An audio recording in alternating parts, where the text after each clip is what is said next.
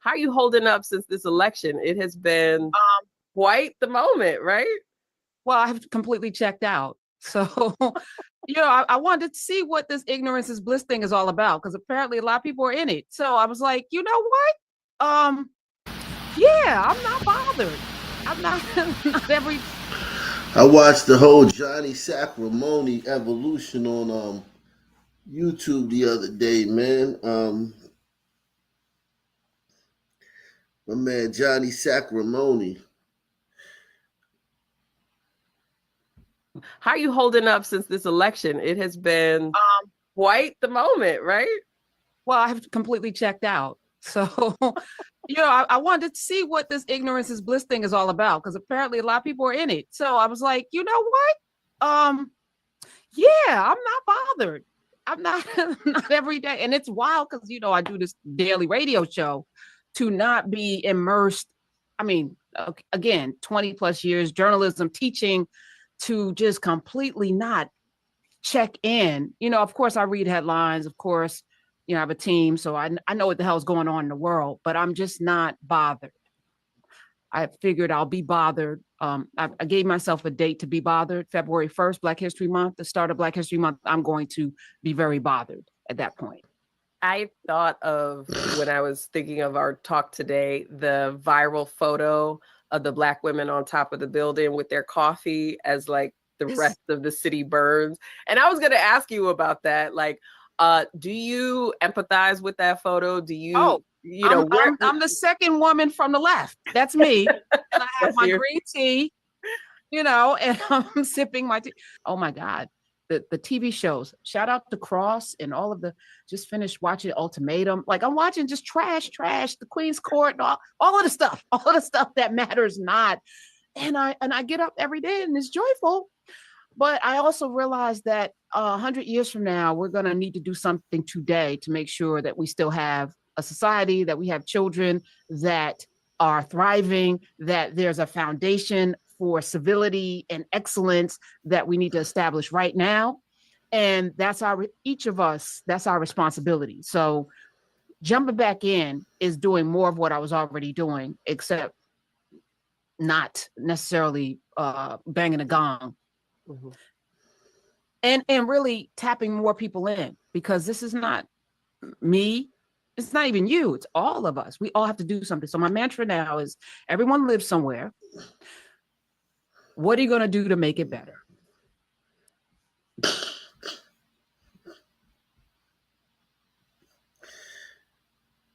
These sisters, man, they think they think they think they're important to the whole scheme of things, man.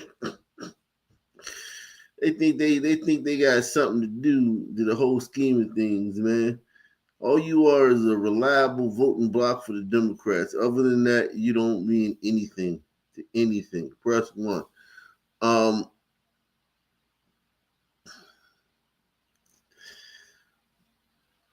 Salute to everybody out there, man. I know I'm back, man, after a long hiatus, man. I wasn't even gonna go live tonight, man. Once you don't go live for a couple of days, it becomes easy not to go live, man. It becomes easy to not go live.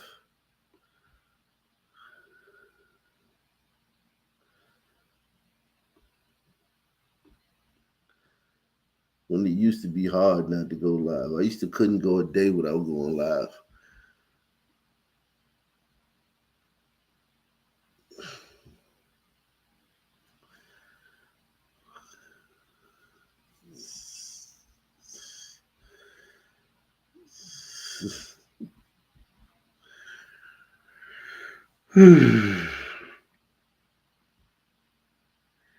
Yeah, I used to not be able to go a day without going live. I used to have to go live.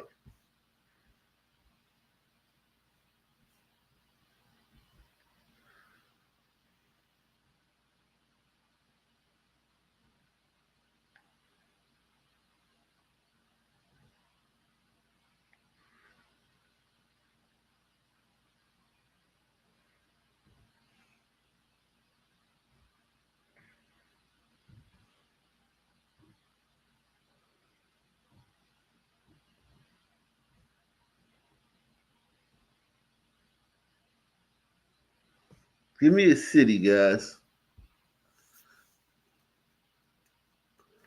Yeah, man, it was rough, man. I ain't gonna lie, man. It was a rough week, man. Praise God. Praise God. Thank God for I can only thank God, man. That's the only person I can thank, man. That was a rough week, Jack. Thank you, Lord Jesus. Praise him, man.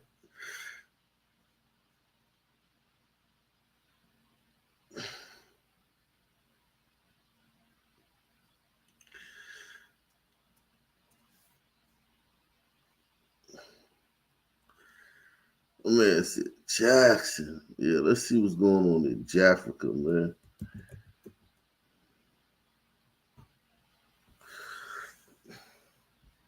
Go. Yeah.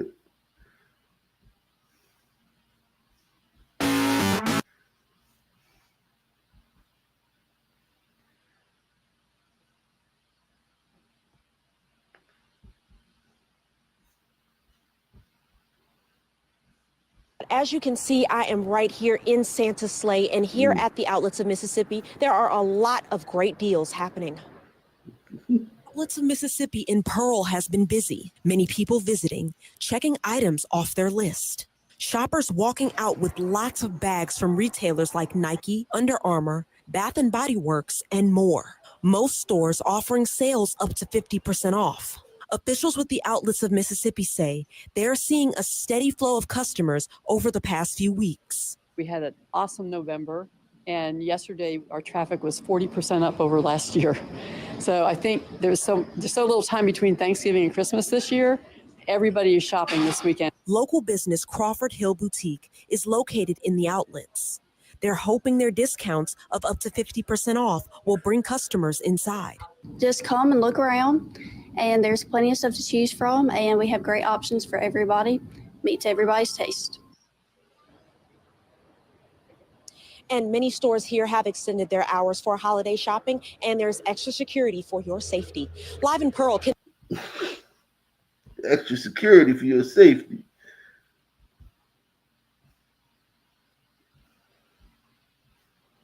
This holiday season in the Metro, and an organization hosted a Christmas giveaway event today over at Jackson Park at 12:30 today. The giveaway kicked off at Battlefield Park, a free event including a clothes giveaway and a free dinner. And we spoke to the mother and daughter duo over the Youth of Tomorrow organization that was hosting that event. The daughter telling us how important it is to carry on the legacy of her mom, who has spent her time of some 30 years working on this event. She has trained and raised us and showed us how to be grateful and humble and to give back to the community. Unica. Back to the community. There are kids, they're not just kids, but there are adults who's out here struggling with mental issues, who don't get to have Christmas dinners. So this is our way of showing them Merry Christmas. We have traveled out over with different people in different countries. So at the same time, we want to just give back because me, from the heart, I do it from the heart. Yeah, and the plan they have is to continue having more events in the future. Hey, man. With the little bit, they taking their little bit and they giving away some, man. Salute to them, man. Salute to them, man. Hood brothers, man. Caught the Christmas feeling spirit, man. Anybody can catch the Christmas spirit, man.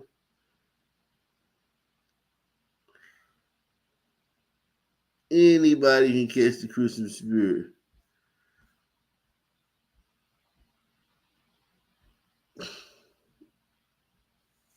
And thanks for joining us tonight at 10. We do start with that breaking news. Yeah, Jackson police have arrested 2 suspects in connection to a homicide on West Northside Drive. Police say they found Dalvian Russell dead on Sunday, 19-year-old Jamarius Bracey, and a 16-year-old juvenile. Jamarius Bracey killed Dalvian Russell. Dalvian Russell got killed by Jamarius Bracey. Sunday, 19-year-old Jamarius Bracey and a 16-year-old juvenile have been charged with capital murder. They are also facing additional charges, including drive-by shooting. Young boys going down for capital murder. Yikes.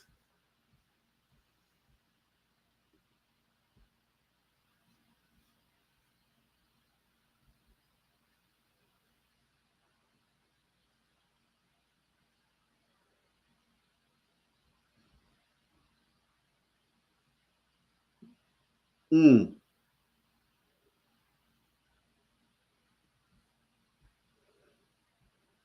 Today, dozens of families gathered at the Sealers Building in downtown Jackson today for an annual event focused on helping families deal with the grief of crime. Yeah, this time of year.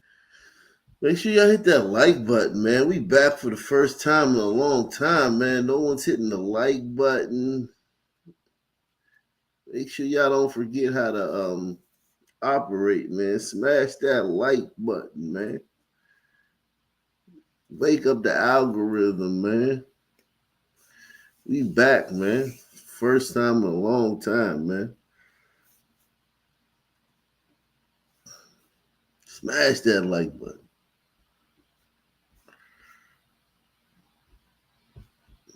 Today, dozens of families gathered at the Sealers Building in downtown Jackson today for an annual event focused on helping families deal with the grief of crime. Yeah, this time of year can be particularly difficult for those who have recently lost a loved one. 16 WAPT Scott Simmons was there as families of victims came together in the midst of that pain.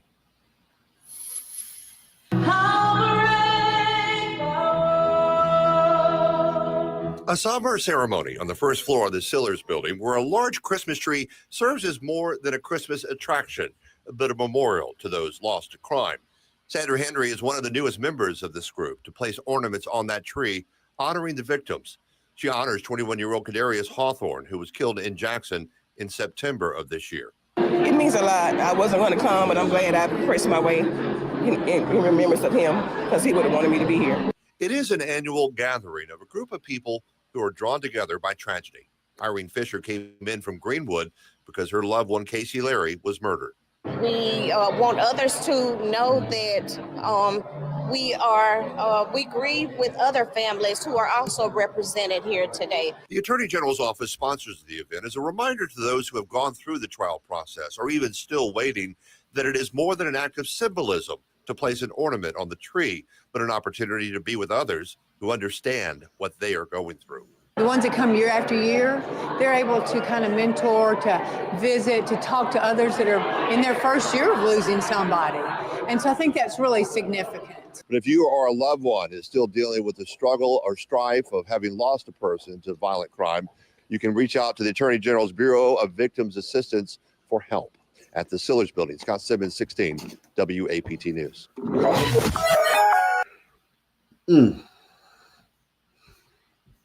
Christmas in the hood.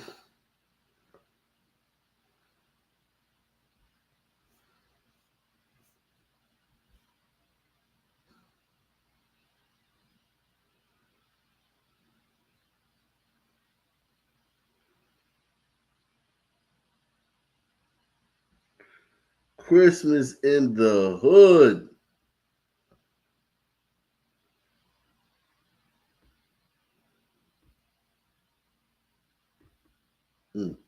R.I.P. Nikki Giovanni, man. Renowned poet, activist, author, and professor Nikki Giovanni has died.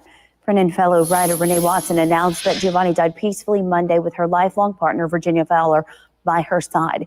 Giovanni was known as an icon in the Black arts movement and for her work on civil rights and social issues, especially gender and race. She wrote more than 24 best-selling poetry collections. She was 81 years old.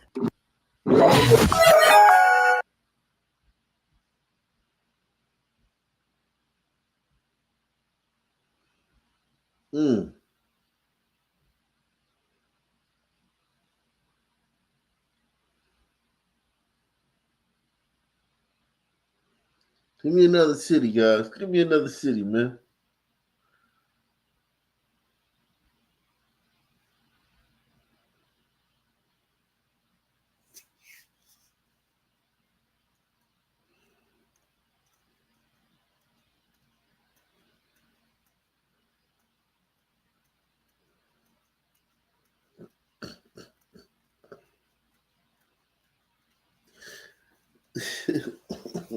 Bismarck.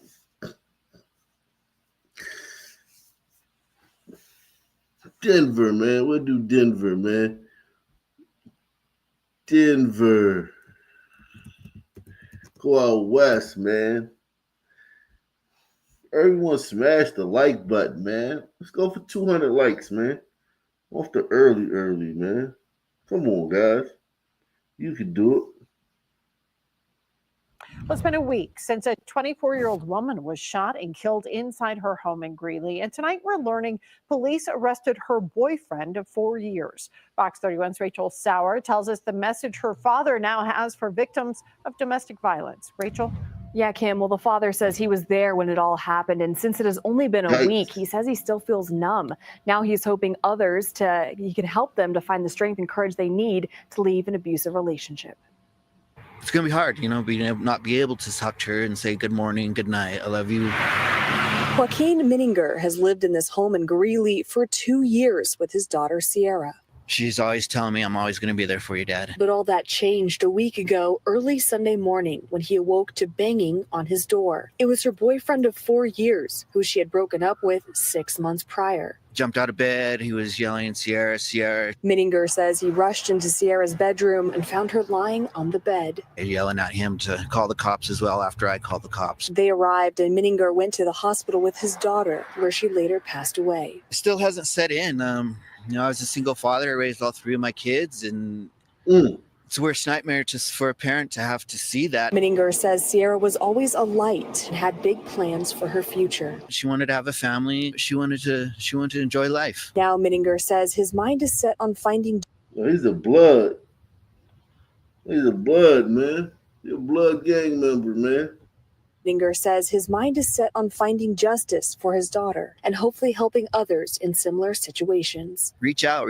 There's places, there's organizations, or even just a friend. Get out of those domestic violence situations, because this is what happens in the end, and nobody deserves it.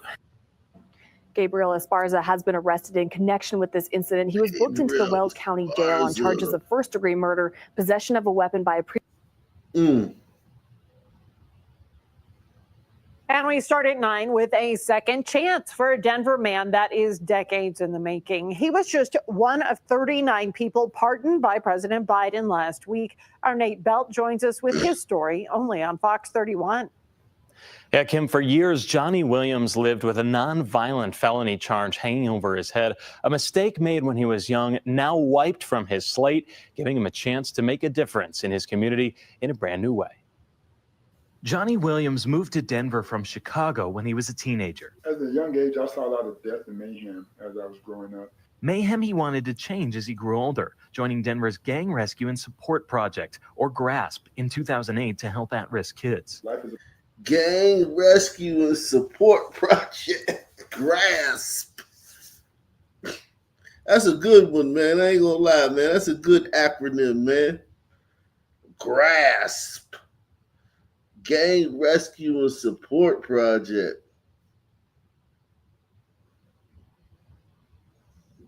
I was growing up. Mayhem he wanted to change as he grew older, joining Denver's Gang Rescue and Support Project, or GRASP, in 2008 to help at-risk kids. Life is about choices and making sure they understand that some of those choices are life choices. Since then, Williams is proud to watch the kids he's mentored go on to do things like join the military or start their own businesses, many crediting his guidance for their success. It may take years for them to get it, but they get it. So planting those seeds are super important. But all the while, Williams still felt the weight of his past, a felony tax charge he just couldn't put behind him. I didn't think that it was ever going to happen. He applied for a presidential pardon 10 years ago, but never heard anything back until last week when he got a call from the White House. I'm like, are you playing with me? And I said, are you serious? Because this has been a long time coming. One of 39 pardons given out by President Biden in one day, Williams felt that weight finally lift off his shoulders. It's rejuvenating. Like he teaches his kids through GRASP how to plant seeds of success, Williams is thankful that his own finally took root. The seed that I planted 10 years ago has grown, and now I have a wonderful tree that I can actually bear fruit from. Williams says he's excited for this upcoming year at GRASP, which will soon add a brand new post-discharge wound clinic to help victims of gang violence recover after leaving the hospital. In studio, Nate Belt, Fox 31. Hey, man. Salute and we to started. that brother, man. Salute to that brother, man.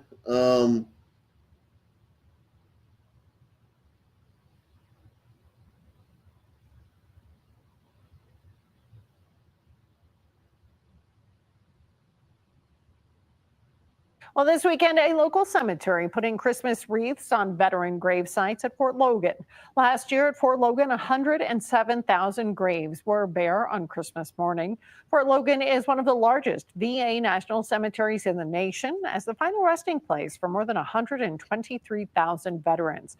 Colorado charity Senior Veteran Inc. says this is going to be the first Christmas for about 5,000 families to be without their veteran in their life. We spoke to one person who was there visiting the gravesite of a relative who was in the Army during World War I.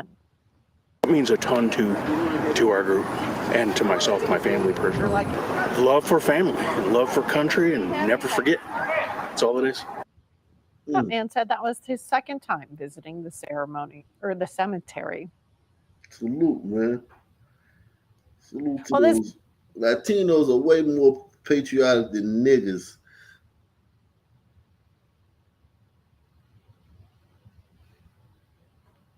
Which is crazy.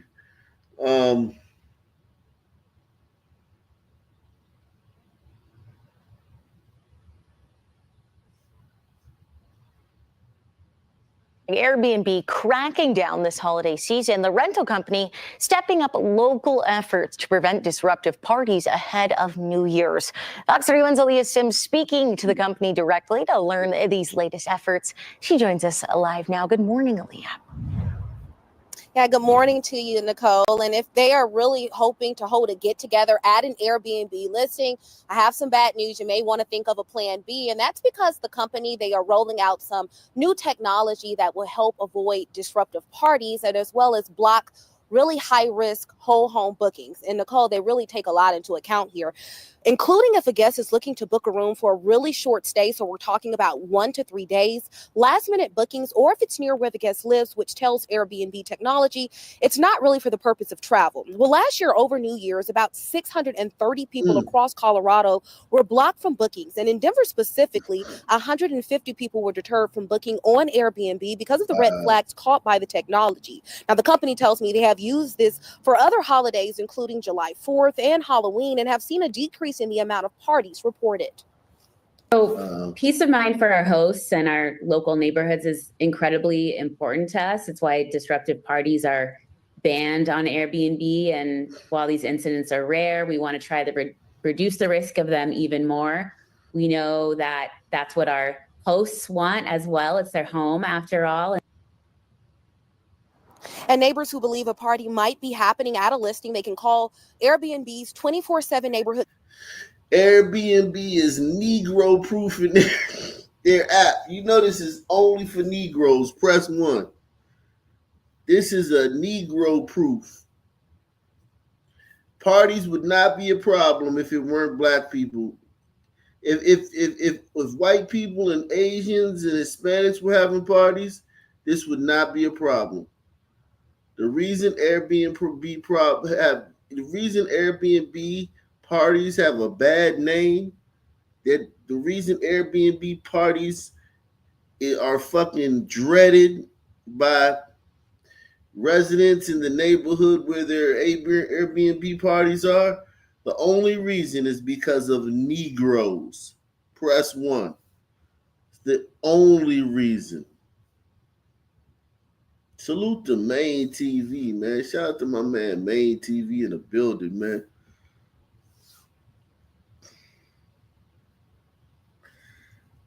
The man said all cops get all races get the cops called on them. Yeah, I'll give you that. I don't think getting the cops called is the worst thing that be happening at the Negro Airbnb parties, though. I think the homicide detective being called. Do all parties have the homicide detectives called? Huh?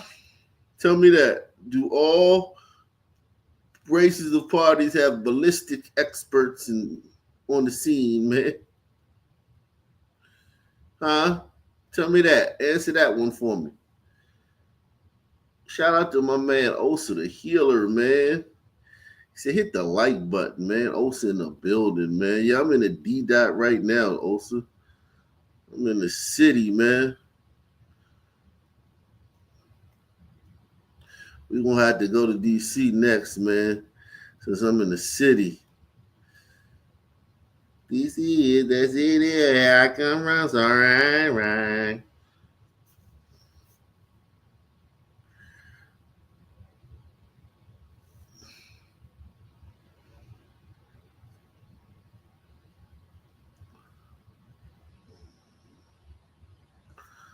A Negro proofing Airbnb. The This support is line where smart. they guess is looking to book a room. This is real smart, man. This is smart. You gotta be You gotta discriminate against niggas, man.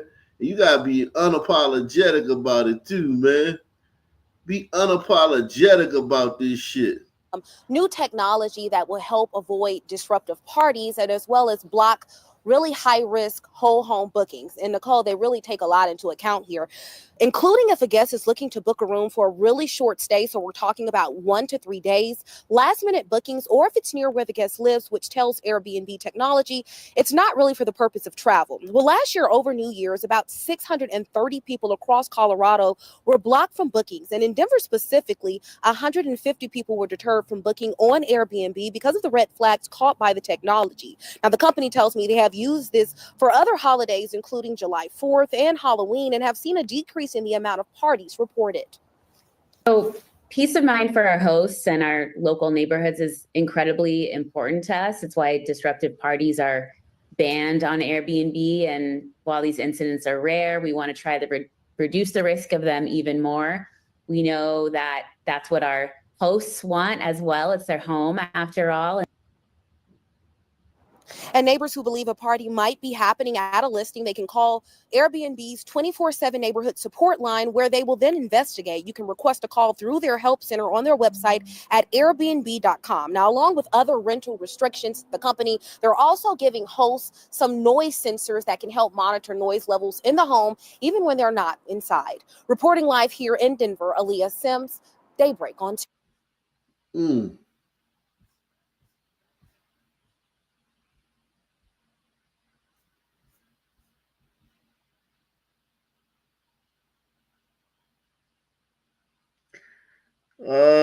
Let's see what else is going on. New at 9 tonight, a woman and a 1-year-old child shot and killed in Aurora this morning. Police say the gunman then turned the gun on himself. Fox 31's Nate Belt joins us live from Aurora with what do we know right now about this tragic shooting. Nate? Yeah, Kim, it happened this morning at the Little Turtle townhomes off of East Evans in Aurora. Now, the Aurora police tell us it happened just before 10:30, and today I spoke with a resident who heard the whole thing happen. Happened earlier today is without question a tragedy. Police say they could hear fighting in the background of the 911 call that alerted them to a possible shooting. A neighbor who doesn't want to be identified says she just heard what came next. This morning, I heard like a few pops, and then I got a notification on my phone from the neighborhood app saying that the police were there. The gunshots that took the lives of a woman in her 20s, a 1-year-old baby, and the shooter himself, who police say they found dead from a self-inflicted gunshot wound. Aurora Police Chief Todd Chamberlain says he doesn't believe the incident was random. It appears that all of these individuals are family members or are connected in some way. And says this was a difficult scene for all of his officers. Our officers who responded to that, they had to walk in on a scene of true devastation and true carnage. The wellness of our officers and what they had to go through and see on that event today is tragic without question. Neighbors hope it's the last time something like this happens in the area. It's like kind of sad, but it's kind of like normal. So that woman and the baby were both alive at the scene. They were taken to the hospital. That's where they later died from those injuries. Now, police say another woman in her 40s was also shot in the hand, but she received medical care there at the scene. Reporting.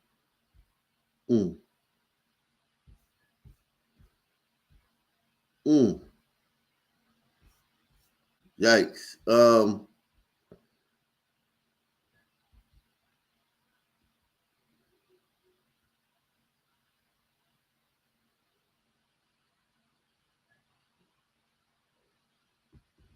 Damn, Denver's getting rough, man. We continue to track breaking news this morning. Cleanup underway after a car crashed into a building in West Denver overnight, and we're getting brand new details on this. Yeah, so let's get over to Fox 31's Jim Hooley, who's right there outside of where that crash happened with those new details. Jim. Tariscos. Andrew, good morning. We understand this crash happened after the driver of the car was shot into the building. And we understand from Denver police, they just put out the word that this driver had a self-inflicted, shot himself in the leg. But take a look at the damage that we have here in the corner of this building, the Mexican restaurant. It's just south of Alameda here on South Federal. Here's what happened out here, according to police. It all started around 1 o'clock in the morning. The driver hit the building again after being shot, but Denver police say he was shot in the leg. And again, as we have now confirmed from Denver police, they say that gunshot wound was self-inflicted. How all that happened, that's all part of the investigation. But Denver police say the car crashed into the building, the driver taken out of here in critical condition. That's the latest word. Denver Fire was here. They shored up the building to prevent the collapse. The car hit the gas line in the building. So Denver Fire says that caused a major gas leak. Gas was free flowing at one point, and Excel was able to get here and shut the gas off. The northbound lanes of Federal were shut down for some time as well. They've now reopened. That's good news because a lot of traffic comes through here. But once again, all of this updating now from Denver police, the car and driver crashing into the corner of this building, a Mexican restaurant, after that driver was shot. And Denver police now saying that he was shot. Give me another city, man. I'm about to drop the link, man. Give me another city, man. I'm about to drop the link, man. Give me another city, man. Damn.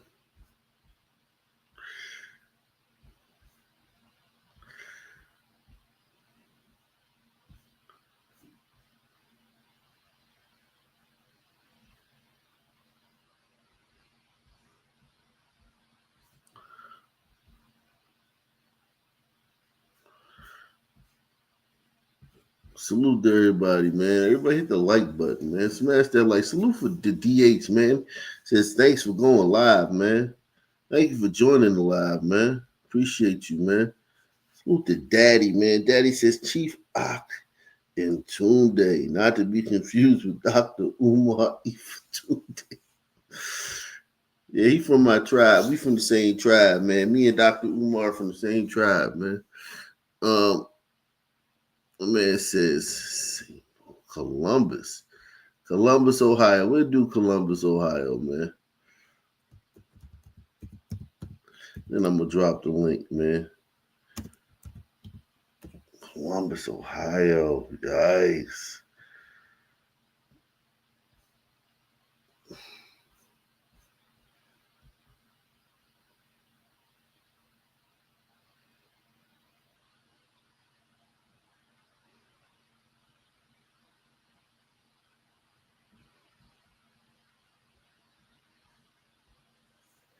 Tonight, 3 women are dead in South Columbus. Police are calling it a homicide investigation.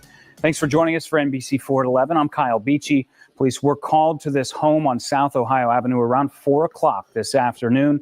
More than 7 hours later, police still working the scene. NBC 4's Brett Mills has been there for us tonight.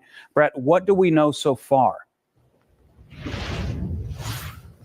Well, Kyle, there is still an active scene here on South Ohio Avenue with multiple Columbus police cars and detectives working the scene, saying that they will stay here all night if they have to.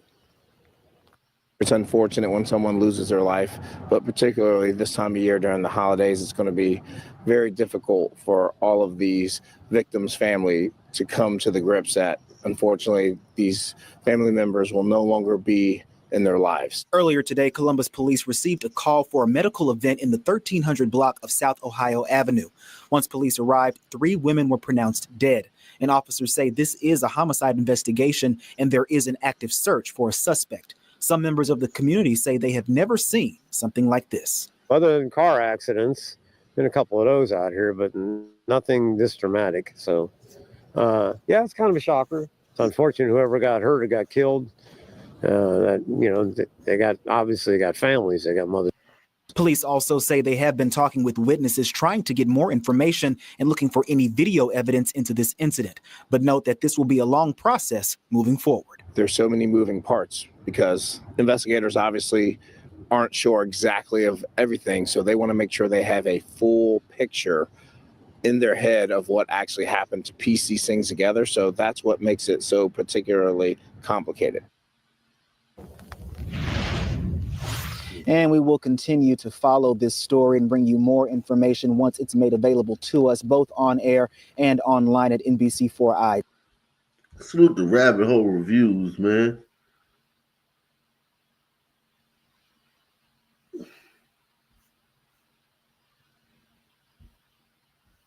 One homicide is one too many, but when you have three, that's particularly alarming and troubling to us. Now at 11, Columbus police continue investigating a triple homicide on the city's south side. 3 women found dead inside this home. Questions now rise on who is responsible. Thanks for joining us tonight at 11. I'm Colin Dorsey. Police are keeping the details of this investigation private for now as they continue looking for a suspect. 10 TV's Carla Rogner is learning more about this investigation tonight, and she's live from Columbus Police Headquarters. Carla? Yeah, police aren't sharing many of the details yet about this case, including how those 3 women were killed. But tonight we're learning that the home where their bodies were found is connected to a man who was killed earlier this week. It was traumatizing. DeAndre Herndon is grieving the loss of his high school friend, Daryl Hambrick, shot and killed on the south side this week. Daryl was a cool dude. When he found out about Daryl's death, Herndon went to check on his home on South Ohio Avenue, where he made a disturbing discovery inside. And I had seen Daryl and I knew he lived here, so I came over here to check on Daryl. When I came in the house, the door was kind of ajar a little bit. So I came in, walked in the house. I seen like a body laying there. That's when I backed up out of there and I called the police. Officers got there. They obviously contained the scene. And unfortunately, medics pronounced 3 adult female victims that had all passed away. Daryl Hambrick was killed on Tuesday, about a half a mile from the home where police found the women's bodies on Saturday. Police declined to answer questions on whether the deaths were connected and didn't share details about either homicide. Anything you can say about why this is such a Daryl Hambrick. complicated scene and why the information is so limited? Again, it goes back to when you have multiple victims within one scene, there's so many moving parts because investigators obviously aren't sure exactly of everything. So they want to make sure they have a full picture in their head of what actually happened to piece these things together. Spending hours on scene, police say they are meticulously going through every piece of possible evidence to try and piece together what happened. In the meantime, DeAndre Herndon is processing the traumatic scene. It's just an unfortunate situation, just sorry that this happened.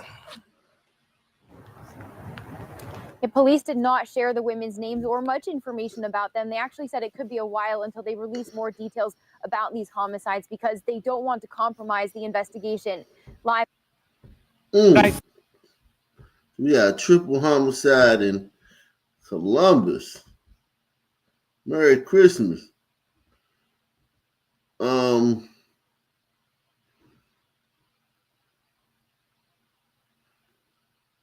ho, ho.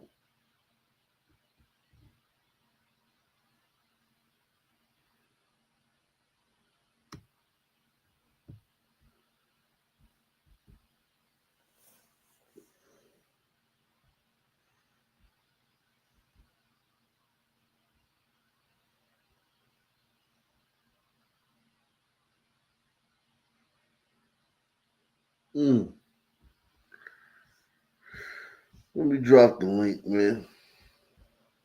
Salute to everybody who's out there, man. And Rumblelandia, man. I mean, no, Rumble's not up to date. Yeah, only YouTube up to date, man. The Tube.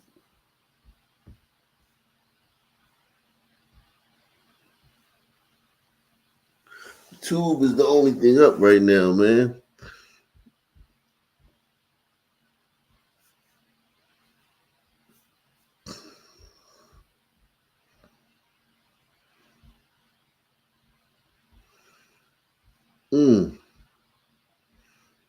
It's just the Tube, man.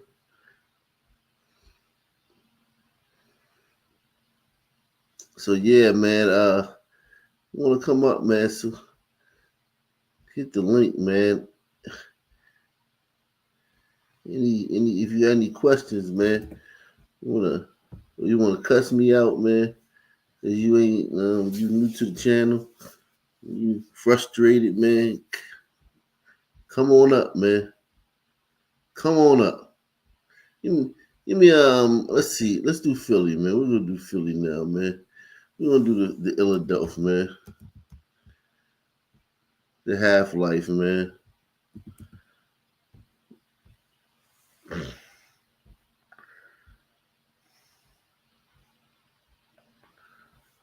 That's right, man.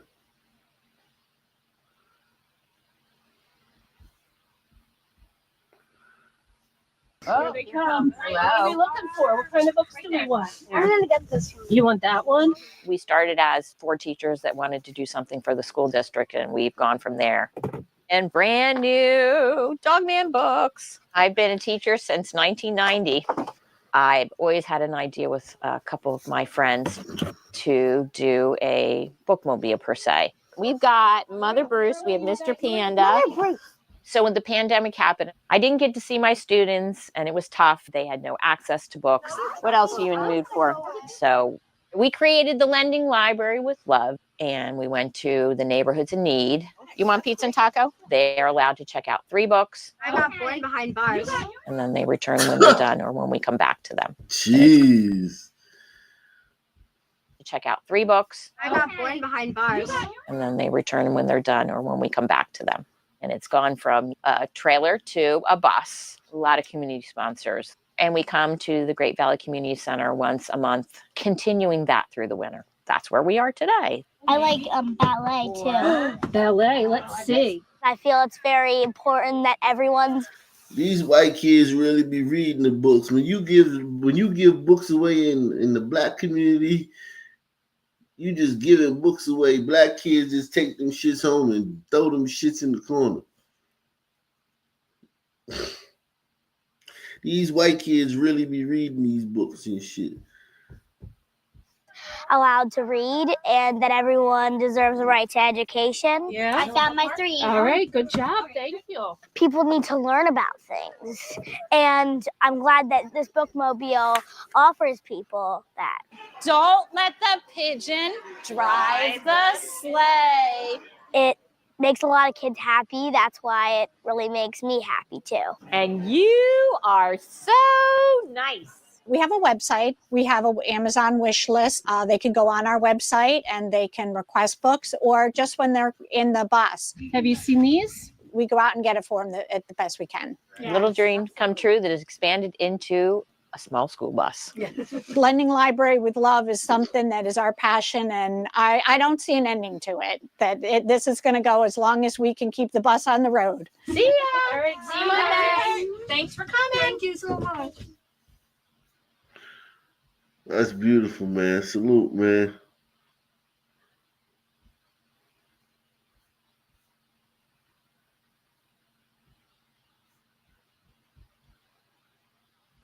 Let's see what's going on with the black kids, man. Now at 11, a night of festive fun and holiday shopping at Dilworth Park outside of City Hall suddenly explodes into violence and gunfire. 3 teenagers, all 14 years old, shot near the ice skating rink earlier this evening. Another teenager taken into custody. Tonight, police continue to search for answers into what exactly happened here and why.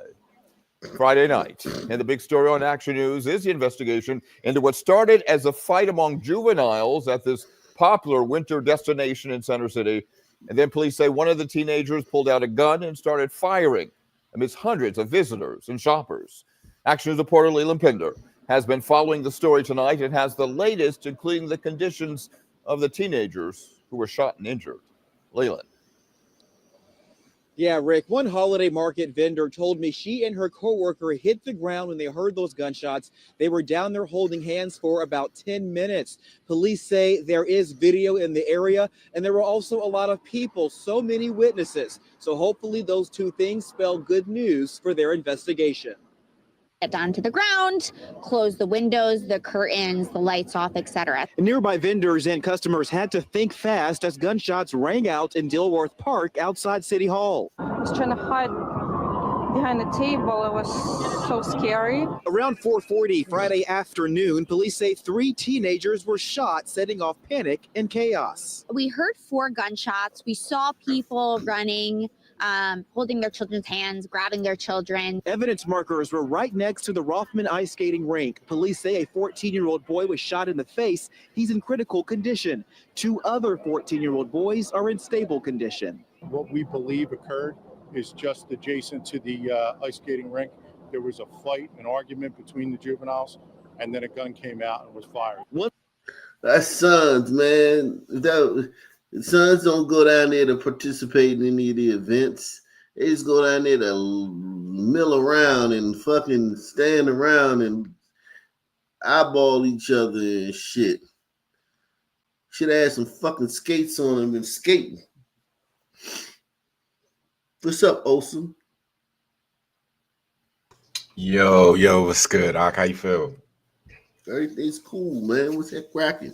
Hey, man, I'm chilling, man. You know, it's cool on my side of town, man. Suns ain't really outside. I ain't seen nobody outside.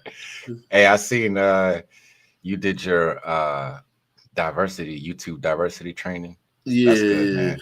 They got you out the way, man. Hey, man, salute. Yeah, man. I passed it with flying colors. I'm a vet too. I see, man.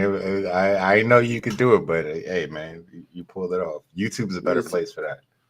Who says sons don't take tests well, man? You crushed it, man. I'm telling you, man. Salute to Rabbit Hole Reviews, man. He says salute up. Shout out to Gouch from Merlot in the building. Gouch from Merlot. Says, salute, nation. Great to see you all here. One witness reported the fight began on the subway, but police have not confirmed that, but do say officers already in the area were able to respond quickly, detaining a potential juvenile suspect and get the victims to the hospital. Many were in shock this happened right outside City Hall. We've got the Christmas Village here and a lot of tourists here watching and coming to the city, so it's just a shame nobody should be put in that jeopardy. Police brought in K-9 officers looking for a weapon as Dilworth Park was closed for the rest of the night.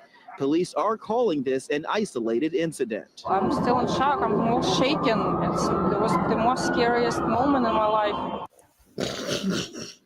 Yeah, a lot of people were in shock and afraid there for a short time this evening.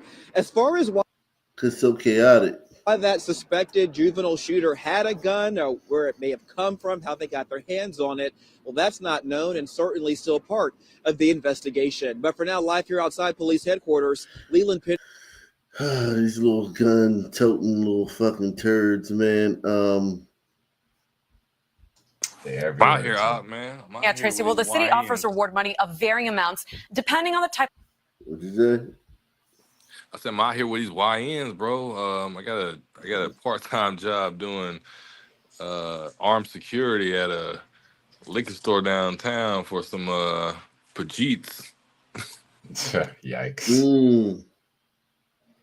Bro, it's like some National Geographic shit, bro. Like I'm not even joking, man. I'm not joking, bro. It's like some National Geographic shit, bro. But they pay good, bro. They pay good. But hey, do it be YNs in that joint, or like is it the old winos in that joint? Nah, man. Well, it's both, bro. It be YNs, man. Some crackheads, trying to hit people up for money and stuff. It's a lot of YNs, bro, though. I'm trying not to end up on your page, bro, but I don't know. You in the hot zone, bro. Nah, bro, I've been violating the rules, bro, man. I've been telling some men to leave, bro, and one of these days my luck gonna run out, man. I'm telling you, man. Man, it's rough, man, having to be the authority figure around sons, man. Shit. Yeah, that's rough. Wow. Yeah, Tracy. Well, the city offers reward money of varying amounts depending on the type of crime someone submits a tip for. The only disclaimer provided is that the tip has to lead to the arrest and conviction of a suspect. But one family found that even when that happened, their call to police went unrewarded. We have identified Mr. Robert Davis, a 19-year-old black male, as the offender. When police announced last year that Robert Davis was the suspect in the murder of community activist Josh Kruger, Davis's family was devastated. It was heartbreaking. It was very heartbreaking. City officials reiterated the usual reward line during a news conference. As in every homicide investigation, there's a $20,000 reward for information that leads to the arrest and conviction of Mr. Davis. 2 weeks later, Davis, who was on the run, showed up to his family's home where he and his siblings lived. He randomly knocked on the door. That's when he came, and then he was, I would say, emotionally unstable or detached. Karan Davis says he called police in part because he was worried about his brother's well-being. I was like, I have the suspect that you have the reward for at my house. I'm his older brother, Karan Davis. He's here acting off. Could you come get him and detain him? Robert Davis was arrested in front of his home without incident. He eventually pleaded guilty to third-degree murder and was sentenced to 15 to 30 years in prison. Karan applied Wow, for he only got 15 years for killing that white activist, man. Remember we did that story? Yeah, They were like having some kind of hanky-panky relationship throughout the years. Oh, I ain't see that one, but okay. You remember that? The white boy, where he at? There he is. His He was picture like looks familiar. Yeah, he was an activist for the black people in the LGBT community, man. But he was sleeping with this kid. Like him and this kid had like an off and on sexual relationship going on, and the kid, some shit went left. And the kid was, how it is, cold told, man. Right. Cold told, man. But yeah, so let's see what happened next. and where it was ultimately denied by Police Commissioner Kevin Beth. It was going to take a couple. Without incident, he eventually pleaded guilty to third-degree murder and was sentenced to 15 to 30 years in prison. Karan applied for the $20,000 crime reward. It was going to take a couple weeks for them to review the information, get everything set, and then I was going to get the money. Karan says the detective in the case approved the reward and sent it up the chain of command, where it was ultimately denied by Police Commissioner Kevin Bethel. She gave me a call basically telling me that they didn't approve it. And she said they didn't give her a reason why they didn't approve it. A high-ranking source in the police department tells us the denial was because Karan Davis's call to police didn't count as essential information as defined in the department's crime reward policy. PPD defines essential as... Hey, man, I got the killer right here. Come get him. That's not essential. Right, what the fuck? That's the dude nuts. you've been looking for, man, for the last 2 weeks, man. He's right here. They probably like, man, because it's his family member. Yeah. You know what I'm saying? They probably don't want to have to, pay out family. Like, this could become a thing where it's like, look, man, I'm going to get y'all some money. I'm just cool. I'm going to come over there. Y'all just call the line, man. Y'all going to be straight while I do this bid. Yeah. Send me something, man. Send me a couple Put some money in my man. books. Yeah. as information independent from that obtained or discovered by law enforcement, which is indispensable in establishing probable cause to arrest and convict any person or persons for homicide. Karan believes his call was essential to police. I didn't have to call them. I could have just let him came here, did his little episode. We do know that some crime rewards have been paid out. According to the city, between 2017 and August of 2023, these homicide cases resulted in 39 rewards for more than $500,000. No rewards have been paid out since then. Looking at Philly's budget, the city proposed $20,000 for this fiscal year's crime reward fund. That's enough for one payout. For months, we have been requested to speak with the police department about its crime rewards. Each time, the department declined. We tried asking Commissioner Kevin Bethel at a recent police event. The crime rewards under your administration. The what? Crime rewards. No, I'm not doing that. I'm not doing that. He went on to say that his team would get back to us. Okay, because I've been trying for a couple of months. And I hear you. They flexing. You know, murder, homicide is down big time in Philadelphia. They Oh, flexing. okay. Oh yeah, it's down big time. This shit is down like 2/3. Yeah, Oh they shit, they that's big. crashed. Yeah, they smashed their crime problem. They start locking them niggas up, man. And that's all it takes. That's literally all Right, it takes. right. That's the And solution. it was a black female mayor that did that shit. But everything gonna resolve around here. Everything I know. Yeah. For 2 months. Yeah, but you know what? No matter it doesn't, and so and then you'll continue to wait. Okay, so you're not going to answer why you denied a crime award to Karan Davis? Ms. Vargas, you've been supplied a statement. You know. I've been at There wasn't a statement on that. I've been at this for quite some time, and I've never felt so disrespected. We still have not received a statement from the police department regarding Karan Davis's crime reward. Now, after that exchange with the police commissioner, we offered another opportunity for him or someone from the department to discuss crime rewards. They declined. As for Karan... Now at 11, a night of... Yeah, man, y'all ain't getting no money for that shit. We good. We done solved our crime problem. Fuck y'all niggas, man.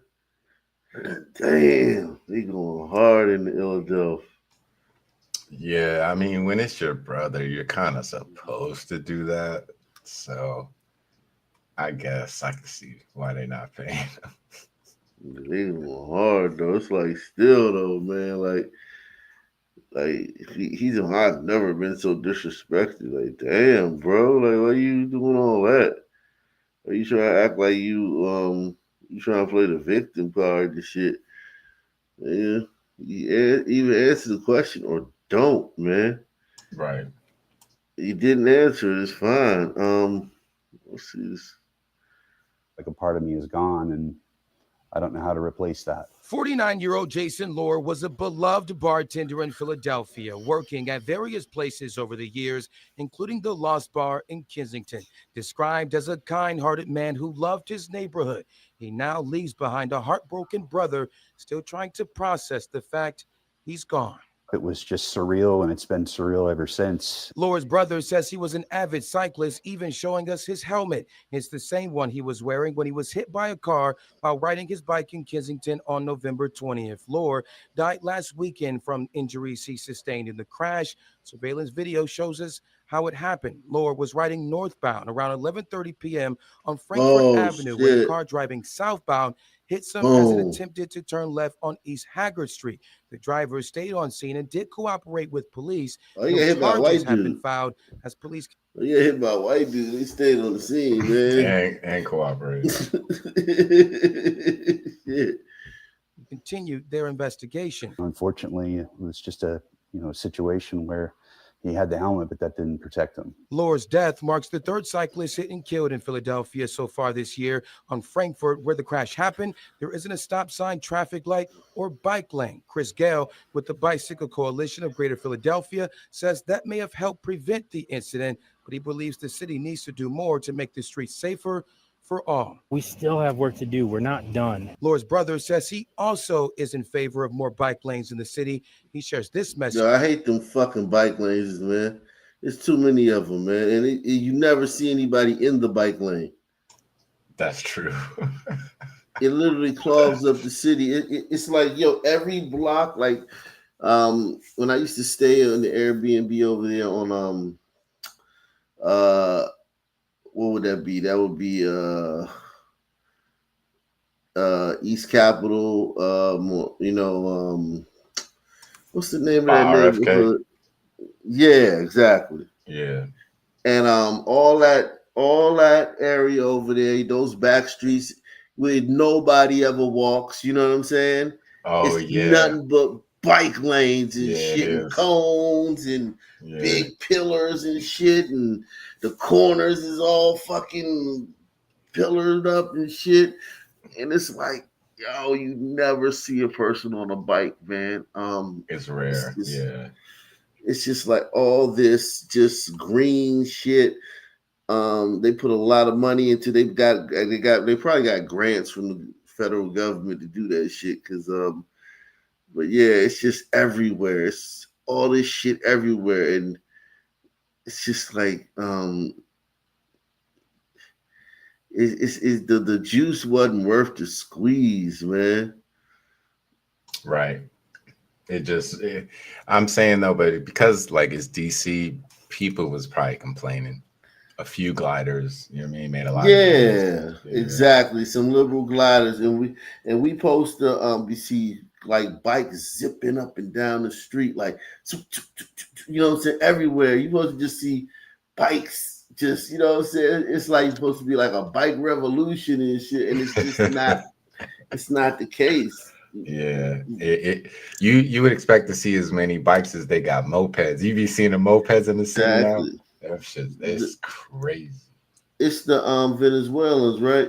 Yeah. On doing but them Uber Eats deliveries be coming fast as hell. Oh yeah. Shout out to them though. I will say that they do work with them joints. They not really all doing crime with them, but it is noticeable. I noticed that a while. I think I noticed that like about maybe 6 months ago when I came to DC. Yeah. Right. This whole year they've had it on Smash. Yeah.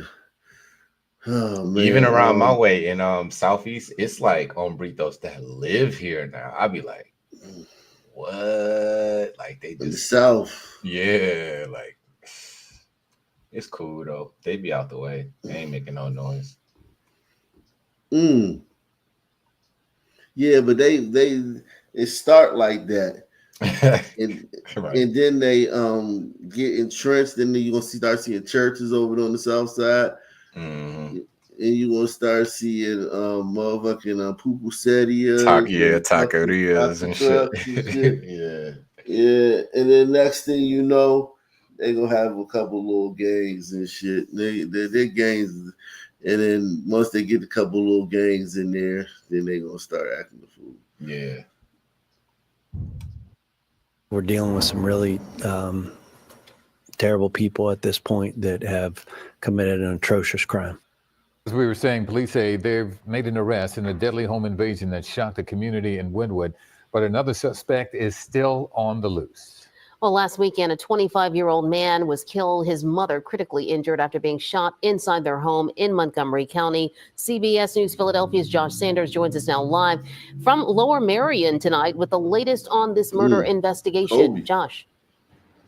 Hey, good evening, guys. Yes, just an hour ago, Montgomery County District Attorney Kevin Steele and police announced the arrest of 41-year-old Charles Fulforth on charges that include second-degree murder, robbery, and other related charges. Now, they say a source led investigators or told investigators that Kelvin Roberts, the suspect they are still searching for, was criminally involved with his boss, who they determined was Charles Fulforth. Now, Steele says the two men worked together at a business in Willow Grove. The DA says they invaded that home in Lower Merion on December 8th while stealing jewelry. One of them allegedly shot and killed Andrew Gaudio and then wounded his mother, Bernadette. Steele says it was surveillance video from the 5900 block of Sampson Street in West Philly that helped them locate and arrest Fulforth. Steele, these is business owners and shit doing home invasions.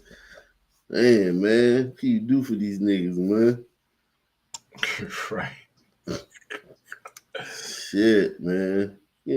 Yeah, caught on camera and everything. The DA says they invaded that home in Lower Merion on December 8th while stealing jewelry. One of them allegedly shot and killed Andrew Gaudio and then wounded his mother, Bernadette. Steele says it was surveillance video from the 5900 block of Sampson Street in West Philly that helped them locate and arrest Fulforth. Steele also gave an update on the mother, Bernadette, saying that she is currently paralyzed from her injuries.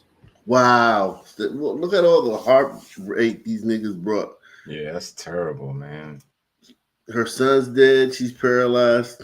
This was a horrible crime. I find it very difficult not to think about what Bernadette is going through with her recovery and what happened in that bedroom and what she saw happened to her son. So we really need to get this other individual, Kelvin Roberts, into custody. He's dangerous. Anybody that would be involved in something like this needs to be behind bars. And authorities say they still don't know a motive behind this, if the home was targeted or this was random. I asked Steele if Full Forth is cooperating in helping them locate Kelvin Roberts. He would not directly answer that question. U.S. Marshals are also involved in this manhunt. A $5,000 reward remains in effect for anyone. Well, we can tell you all, one man is in custody, taken in by the SWAT team this morning. This is the guy here. Police say they still want you to be on the lookout for Kelvin Roberts. They say they need help finding him as they continue to investigate why these two men broke into a home in the middle of the night and shot people who were simply just sleeping in their beds. Wow. We're dealing with some really terrible people at this point that have committed an atrocious crime. Montgomery County DA Kevin Steele says the arrest of Charles Fulforth is just one piece in this violent puzzle. Fulforth had been identified as the boss of Kelvin Roberts, and when police went to talk to him, he gave them his cell phone number. Then police could track those phones, putting the pair on 9 Meredith Road Sunday morning, before and after the shooting. Fulforth was hiding out in a Jenkintown apartment today. The SWAT team brought him in. Sources say investigators found guns and a 3D printer as part of new items seized in the case, and say while Fulforth is sitting in the county prison tonight, Kelvin Roberts is still out there somewhere. We have not been able to develop the reason why it was this house. While police can't yet say why the pair targeted this house, there are new details as to the horror those victims faced. According to court documents, Bernadette Gaudio was asleep. She woke to a man in her bedroom, and seconds later, he shot her unprovoked, police say. Her son tried to help. He was killed. Then Gaudio was shot again. I find it very difficult not to think about what Bernadette is going through with her recovery and what happened in that bedroom and what she saw happen to her son. So we really need to get this other individual, Kelvin Roberts, into custody.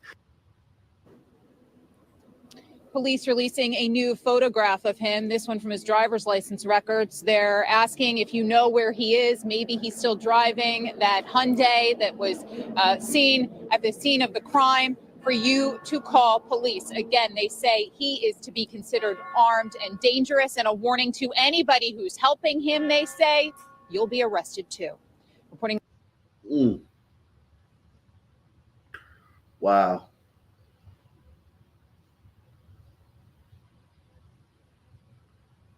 Wow. I'm trying to find the mass shootings from tonight in Philadelphia, man. Doesn't seem like too many they're reporting on it, man. Let me see. Might it be too early? Is it too early that it happened? I don't know. Why did not? Let's see this. Let's see Fox.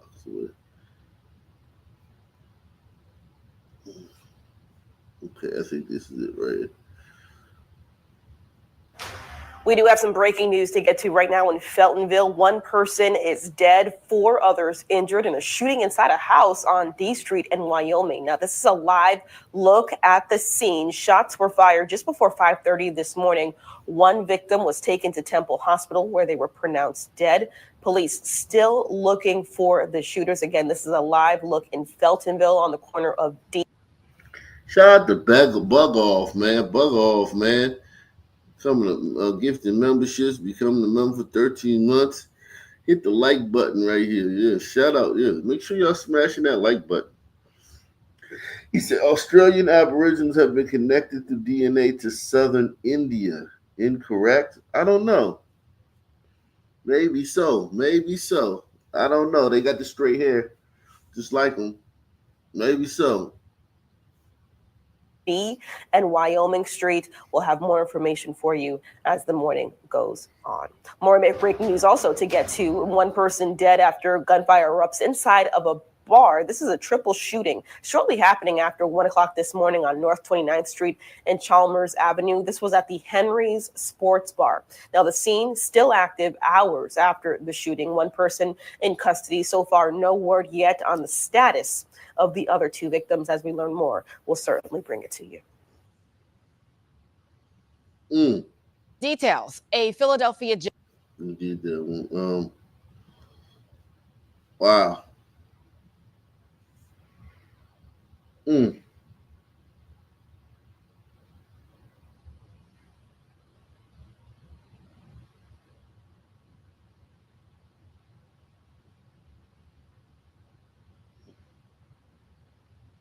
that?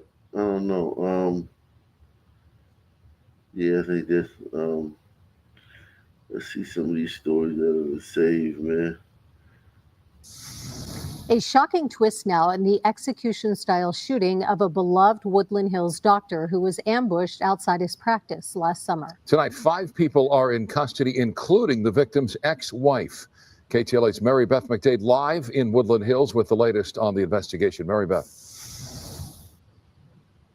Hi there, you guys. Yeah, I just want to show you behind me here. There is still a memorial set up for the doctor in the parking lot where that deadly shooting occurred. Now, it's unclear what the motive was in this case. However, the doctor and his ex-wife have been battling each other in various lawsuits for more than 15 years. And now she is behind bars, accused of his murder. 53-year-old Ahong Mirshoje is one of 5 people now arrested for her ex-husband, Dr. Hamid Mirshoje's murder. For every patient he had, he took time. The popular doctor was shot execution style right outside his Woodland Hills medical practice as he walked to his car in August. He was an urgent and medical care doctor who also treated drug and alcohol addiction. When this thing first evolved, it was pretty much floored me. No one could imagine having their own doctor killed in the parking lot. The moment that happened, I was frozen. It was like somebody in your own family dying. Authorities spent much of the day serving a search warrant at Ahong's Calabasas estate. 46-year-old Sean Randolph of Valley Village and 26-year-old Sarah La Jawed of Canoga Park were also arrested for murder. These follow the arrests 2 days ago of 41-year-old Evan Hardman of Tomball, Texas for murder and 40-year-old Ashley Sweeting of Reseda for accessory to murder. This former patient says he would often see Ahong giving her ex-husband evil looks at work. Despite a bitter divorce, the two still work together at the medical practice. I know that when she looked at him, there was something going on, that made you feel like something was going on every time. More recently, Hamid had remarried and had a new baby. But legal fights with his ex-wife that reportedly began in 2009 when the couple divorced continued.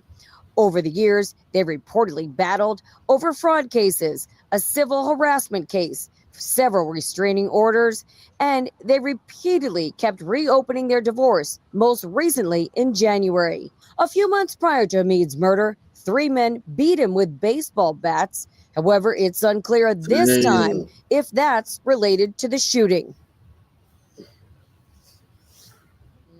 She got 3 niggas to beat him with baseball bats. I knew she was behind that shit. Oh yeah, but his new joint was bad too.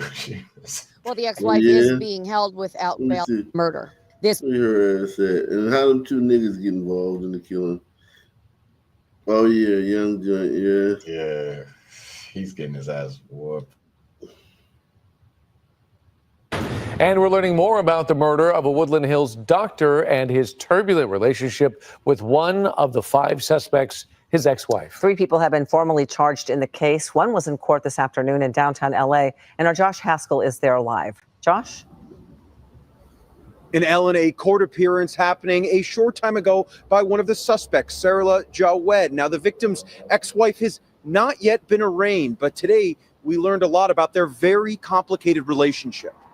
One of the 5 suspects in the August death of Dr. Hamid Mirshoje, who was ambushed outside his Woodland Hills medical practice by a lone gunman, made his first court appearance Friday.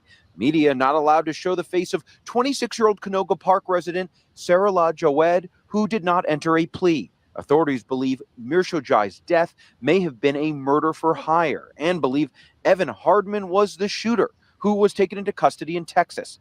Police also allege Ashley Rose Sweeting of Reseda drove Hardman to and from the shooting, and that Joe Wedd helped facilitate the murder, driving Hardman out of state following Mirshojai's death. But it doesn't end there. Also in custody, Sean Randolph of Valley Village and Dr. Mirshojai's ex-wife, Ahang Mirshojai of Calabasas. We've conducted investigations, as the public is aware, in the state of Texas, specifically around the Houston area. And we've also conducted investigations here in the Los Angeles region. This investigation is not done. This investigation is going to continue until all people involved in this incident are held to account. On Thursday, Air 7 was overhead when LAPD detectives searched the home of Hamid Mirshojai's ex-wife in upscale Mountain View Estates in Calabasas. According to court documents obtained by ABC 7, Hamid Mirshojai and Ahang Mirshojai were divorced back in 2010. But the fighting didn't end there, with allegations of violence, theft, and embezzlement resulting in restraining orders filed by both parties. In 2016, Ahang telling the court Hamid Mirshojai threatened to kill me, split me open to make me squeal like a pig while brandishing a large hunting knife. Hamid Mirshojai saying he caught his ex-wife, who used the last name Kelk, embezzling substantial sums of money from the clinic. On November 7, 2016, I terminated Kelk from her employment with the clinic. Upset, Kelk told me and others that her goal was to completely destroy the clinic in retaliation for grievances she had against me. And that on December 14, 2016, Kelk entered the clinic without my permission or the clinic. She physically assaulted me while she was there. In addition, her fiance told me he had a weapon and that he was going to kill me. And Dr. Hamid Mirshojai worked as an emergency and urgent care physician and is an addiction specialist. Jawed will be back in court on Monday. As of today, law enforcement has interviewed dozens of women who reported being forcibly raped or sexually assaulted by at least one of the Alexander brothers. Investigators. Oh God, Jesus. So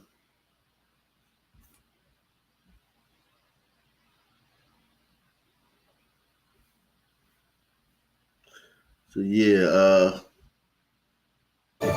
This is Winston Burt, who also went by the name Dice Capone, a Seattle pimp now facing 15 years. Yo, that name is insidious. Yeah, make sure you support the channel via PayPal, Cash App, or Super Chat. Hit the like button, man. We back in effect with a mask and a tech, man. Yo, can you hear me? Yeah, what's up? Salute to Deluxe 247, aka Cal Ripken, aka the real MVP, coming through once again. Shout out to my man Barry B, man. Barry B, Rock Nation Hall of Famer, man. Shout out to my man Michael, man. Michael in the building, man. Salute to you too, man. Go ahead. What you were saying? I was just gonna say that's a goofy ass name. What? Pimp? Not in the streets. Dice Capone. Dice Capone, man. That's Dice Capone. What you talking about? He was a pimp back in the day, probably the 90s too. He never changed his name. He was a pimp. Right. That name was good back in the 90s. Probably in the 80s. Dice Capone. It's Dice Capone. He probably from New York or something, man. Let's see, man. Salute to CA. Hey. He says, oh my God, thinking of Osa, and there he is. Happy holidays, my lovely. Hey, boo. What's up, CA? Shout out to you. What's up? My dad actually, he mentioned this story to me earlier this weekend. He's pretty mainstream, so you got it's getting bad. Hang on, you got a dad? You trying to rub that on our faces, bro?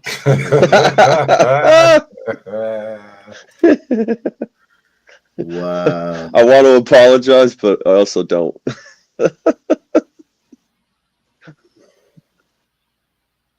Wow. Wow, that was crazy. This is Winston Burt, who also went by the name Dice Capone, a Seattle pimp now facing 15 years in prison for his actions in November 2022 when he started shooting at an Uber driver. I'm just running for my life. and he started opening fire at me. And that Uber driver shot back. I'm a, what you call that, concealed weapons permit. And I protect myself. I return fire because he was, oh, this is crazy. And that got him off there. I thought we lost him. According to police, Burt was sex trafficking women on Aurora Avenue in Seattle. One of the women told him she no longer wanted to work for him, so he beat her up, pistol whipped her, and held her against her will in a house in South Seattle. The woman jumped out of a window, but Burt and other women caught her, then drove her to North Aurora. A surveillance camera captured what happened next. The woman begging for help in the middle of the road as Burt's SUV circled around. And that's when the Uber driver picked her up and sped off. And all of a sudden I was driving and I saw her getting beat up. She said, open the door. I did. And she said, take her to the hospital. Nobody was shot during the rolling gun battle. The Uber driver was able to get the victim to safety. The thing about Dice Capone, man, they gonna let him go and be on the streets. Like that. Yeah, this no nigga, one got shot. This is so egregious. This type of behavior is so egregious. It is absolutely insane, man. Like, if you think about what he did, like, you just can't have that. You have to punish behavior like that sternly. You know what I'm saying? Right, exactly. There should be no technicalities he can get off on. Well, I'm torn because I teach concealed carry classes. He said all the right things, but damn it, he didn't hit nobody. Like, it's wild. I mean, he was running away in a panic, big scary ass son, man. I mean, No. I mean, drivers drive, shooters shoot, right? I mean, he said everything he needed said, right? He told the situation, he articulated it, he returned fire, I'm all right with that, We need more black men like that, man. Yeah, this is just insane behavior by Dice Capone. And jumped out of a window, but Burt and other women caught her, then drove her to North Aurora. A surveillance camera captured what happened next. The woman begging for help in the middle of the road as Burt's SUV circled around.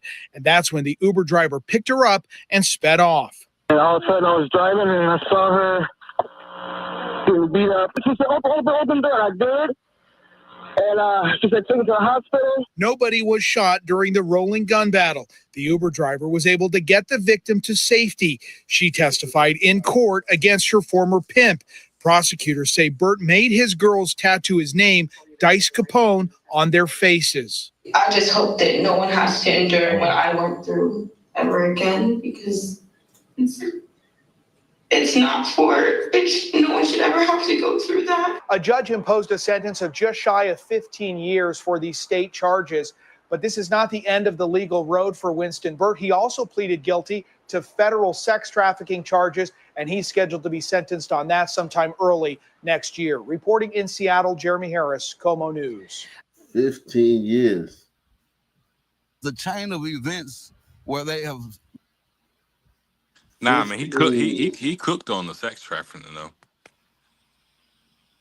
Sex trafficking. Yeah, that's better, bro. He cooked on that one.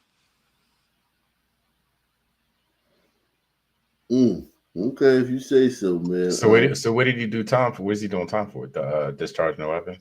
So he got 15 years. Hang on, I got. Dice Capone.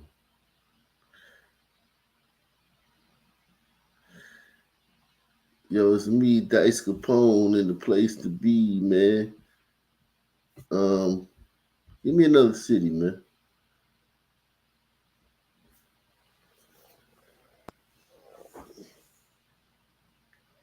Minnesota. Nah, man, come out here to Dothan, Alabama, man. I'm out here in these trenches, bro. Let's see what's up, bro. Is Minnesota a city? Minneapolis, I mean. Come down to the south, bro. I'm trying to see what I'm up against, bro. What city down there? Dothan, man. Let's see what's up, man. What state is that in? I never heard of it. Alabama, bro. Oh shit. Oh yeah, we Just do me a favor, man. I'm in the trenches, bro. I'm I'm not trying to end up on your page, bro. Like, let's see what we got going on, That's man. Birmingham. Is that near Birmingham? Birmingham is like 3 hours north of Dothan. Oh, Dothan. Dothan. Probably ain't nothing popping right. Well, no, they said it was a shooting here at the club across the street from where I work. So,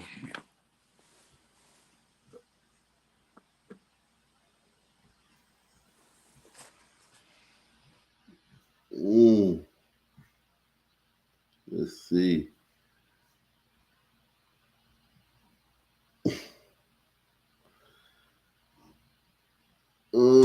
Missing duck hunter. Tell you, man. Murder, suicide.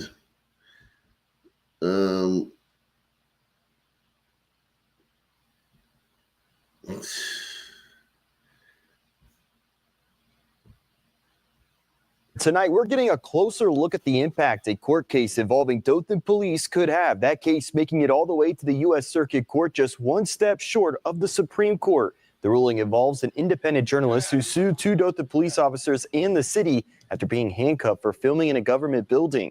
The journalist claims his rights were violated, but the court ruled in favor of the officers. Tonight, WDHN's Robert Smith takes a look at what the ruling could mean for future cases. After 4 years of a matter in circuit court, the 11th Circuit of U.S. Court of Appeals ruled that 2 officers, D. Bridges and J. Dobson, in the lawsuit did not violate the rights of an independent journalist and activist, George Metz, in 2020. It's binding precedent. The 11th Circuit said it, therefore we're all bound by it. I think this was more of a fact-driven opinion other than just a general opinion of the legal principle of law in this capacity. Metz and another person representing Bolt Action News walked through the door of the Department of Human Resources, a public building, filming in the lobby, claiming he wanted to see how governments are operating in the COVID-19 pandemic. However, was confronted by the security guard and employees. Sir, please step out of the building. This is a public building. It is not a building where you can be recording. Could you please step out of here, please? Yes, You've got big back Big mama. Yeah, I was thinking big back. Big back energy. I would leave. Big Mama made a big deal about it. Oh my goodness. You gotta go. That's a big girl, bro. Yeah. But the HR officers were obviously, or employees were obviously concerned, and they should be if someone's filming. Metz said it was his right to film as he was a part of the press, and after refusing to step out of the building for recording after being asked 6 times, they called the police. Hey, you got your ID? For what crime? What's your name? What crime? I am telling you to provide me with your information. All right, we're gonna make this real simple, guys. Provide me with your information. All right, we'll just do this. Seriously? Yeah, seriously. Drop the camera. Although the men were only handcuffed for nearly 30 minutes, Metz say they violated his 4th Amendment right by handcuffing, asking for his ID, and searching him. Fowler says in this case, the men were believed to be trespassing. In other words, if the police have reasonably suspect someone's committing a crime or about to commit a crime or a public offense or anything of that nature, they have a right to demand the name, address, and explanation of his actions.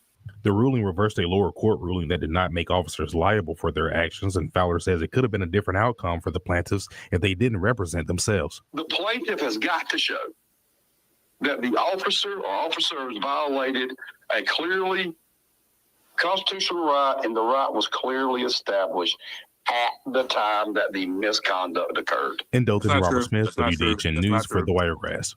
Yeah. Hey, Newton. It's not true. Yeah, man. So I'm so glad to be back. A grand jury has indicted 2 more former officers of the district. No, I'm glad to be back in the South, man. The laws down here, they ain't playing with these sun men, bro. They're not. They're not playing with these sun men down here, bro. Yeah. All you have to do is, well, if you work for a store, right? Let's say you work for Starbucks, right? You're the manager, and you tell someone to leave, they have to leave, like, or they're trespassing. And then at that point in time, it's smoke, bro. Tonight, the family of a man found stabbed to death in Elba now voicing their worries as the woman accused of the murder tries to get out of jail before her trial. WDHN's Robert Smith spoke with the family and has the latest on the case. Family members of Steve Magwood are outraged after the suspect in their loved one's murder, Dolores Smith, was in court Thursday morning asking for her freedom. You know, you did what you did. You murdered my brother, and you want to get out? I mean, what's the sole purpose of you being out? You know, I don't have no hate. White, see, this is the thing. When white people invented bail, it was like maybe for, 2 or 3 times a year, maybe in the city where there was a homicide that was just there was a lot of question. You didn't really know what happened, and it needed to be sorted out judicially. We ain't playing with bail. We ain't playing with bail down here, bro. You ain't getting no bail, bro. Like, what is bail, bro? Like, what you should have Sons have bailed out done the car and ran. is they have like hundreds of homicides in these cities, and everyone's applying for bail. You know what I'm saying? Every lawyer's making a motion for bail, and this is not what it was intended for. It wasn't intended for this. But the problem is that they said that black people were underprivileged and they couldn't afford bail. You got to say disproportionately affected. Yeah, disproportionate, bail. Even though, that's not a thing. Your crime and your flight risk are the two things that affect bail.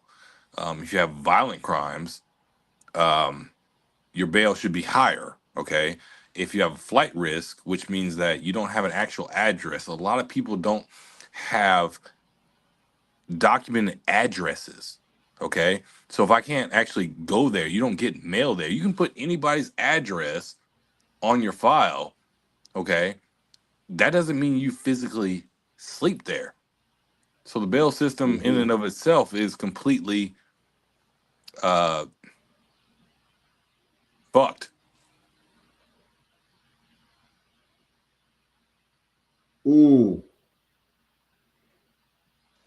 It's definitely not for murder cases where it's like a drill rapper or someone else who live streamed it.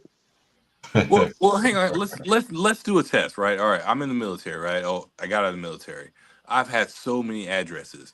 When I applied for the jobs that I have now, I had to go back like 10 years trying to find my addresses.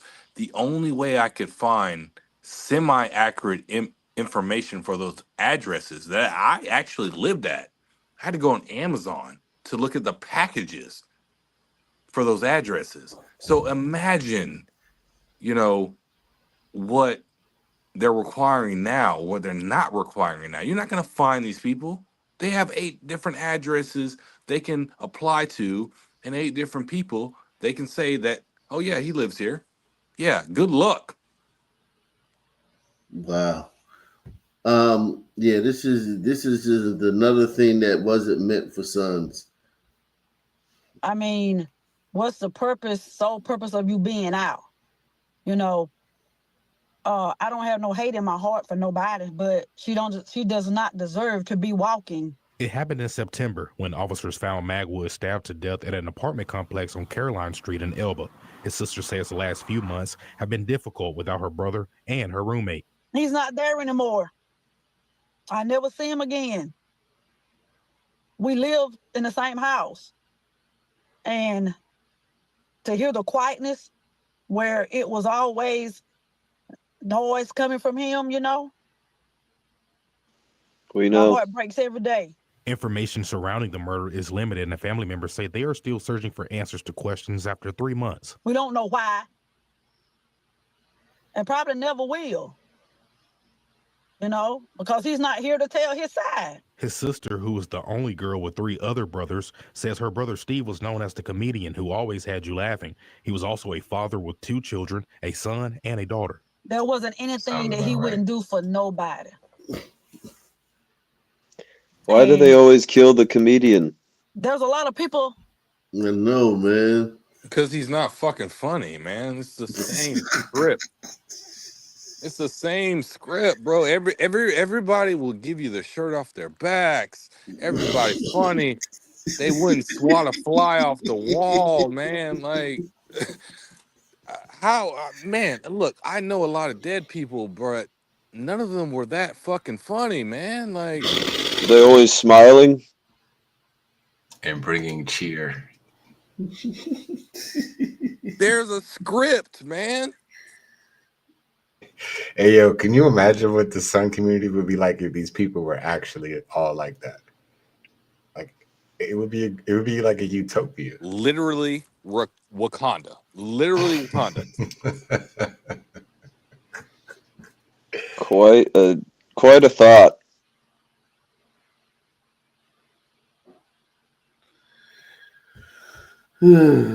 I really miss him. The judge has taken the bond reduction request under advisement and will rule on it shortly. In Elba, Robert Smith, WDHN News for the White.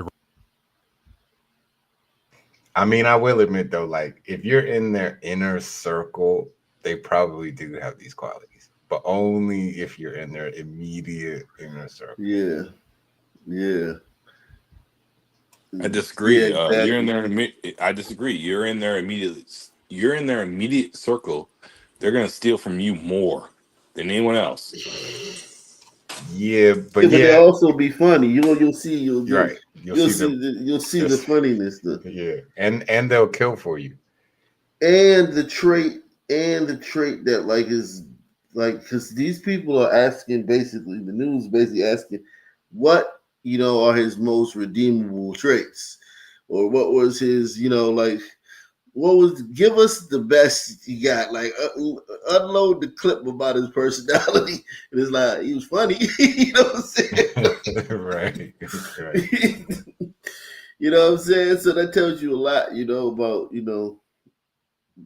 not only the people that are dead, but the people that are speaking. You know what I'm saying? Like they're not really like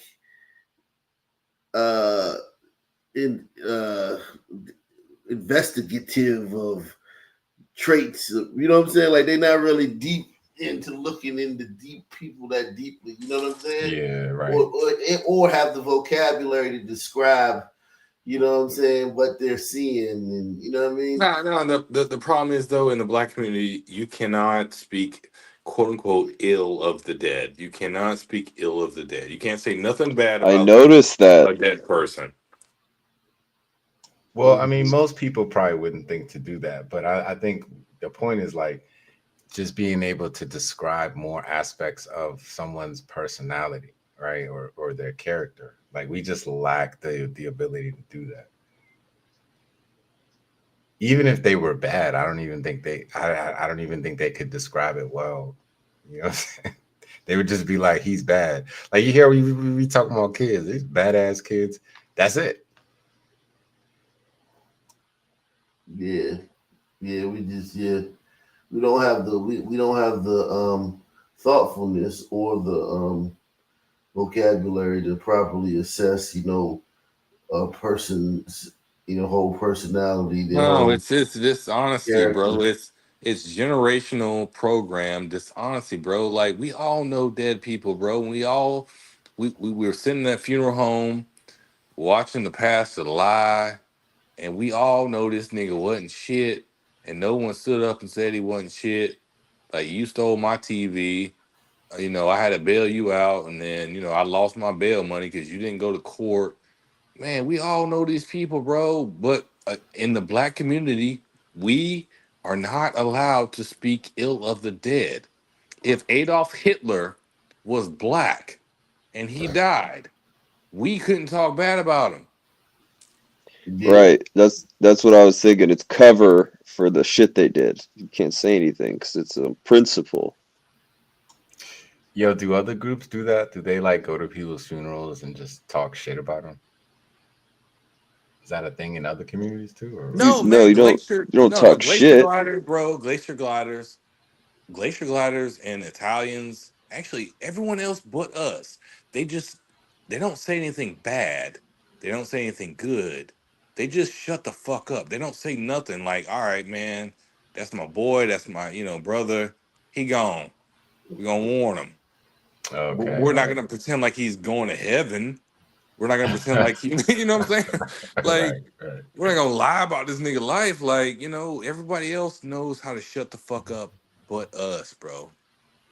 And with that, I'm going to shut the fuck up.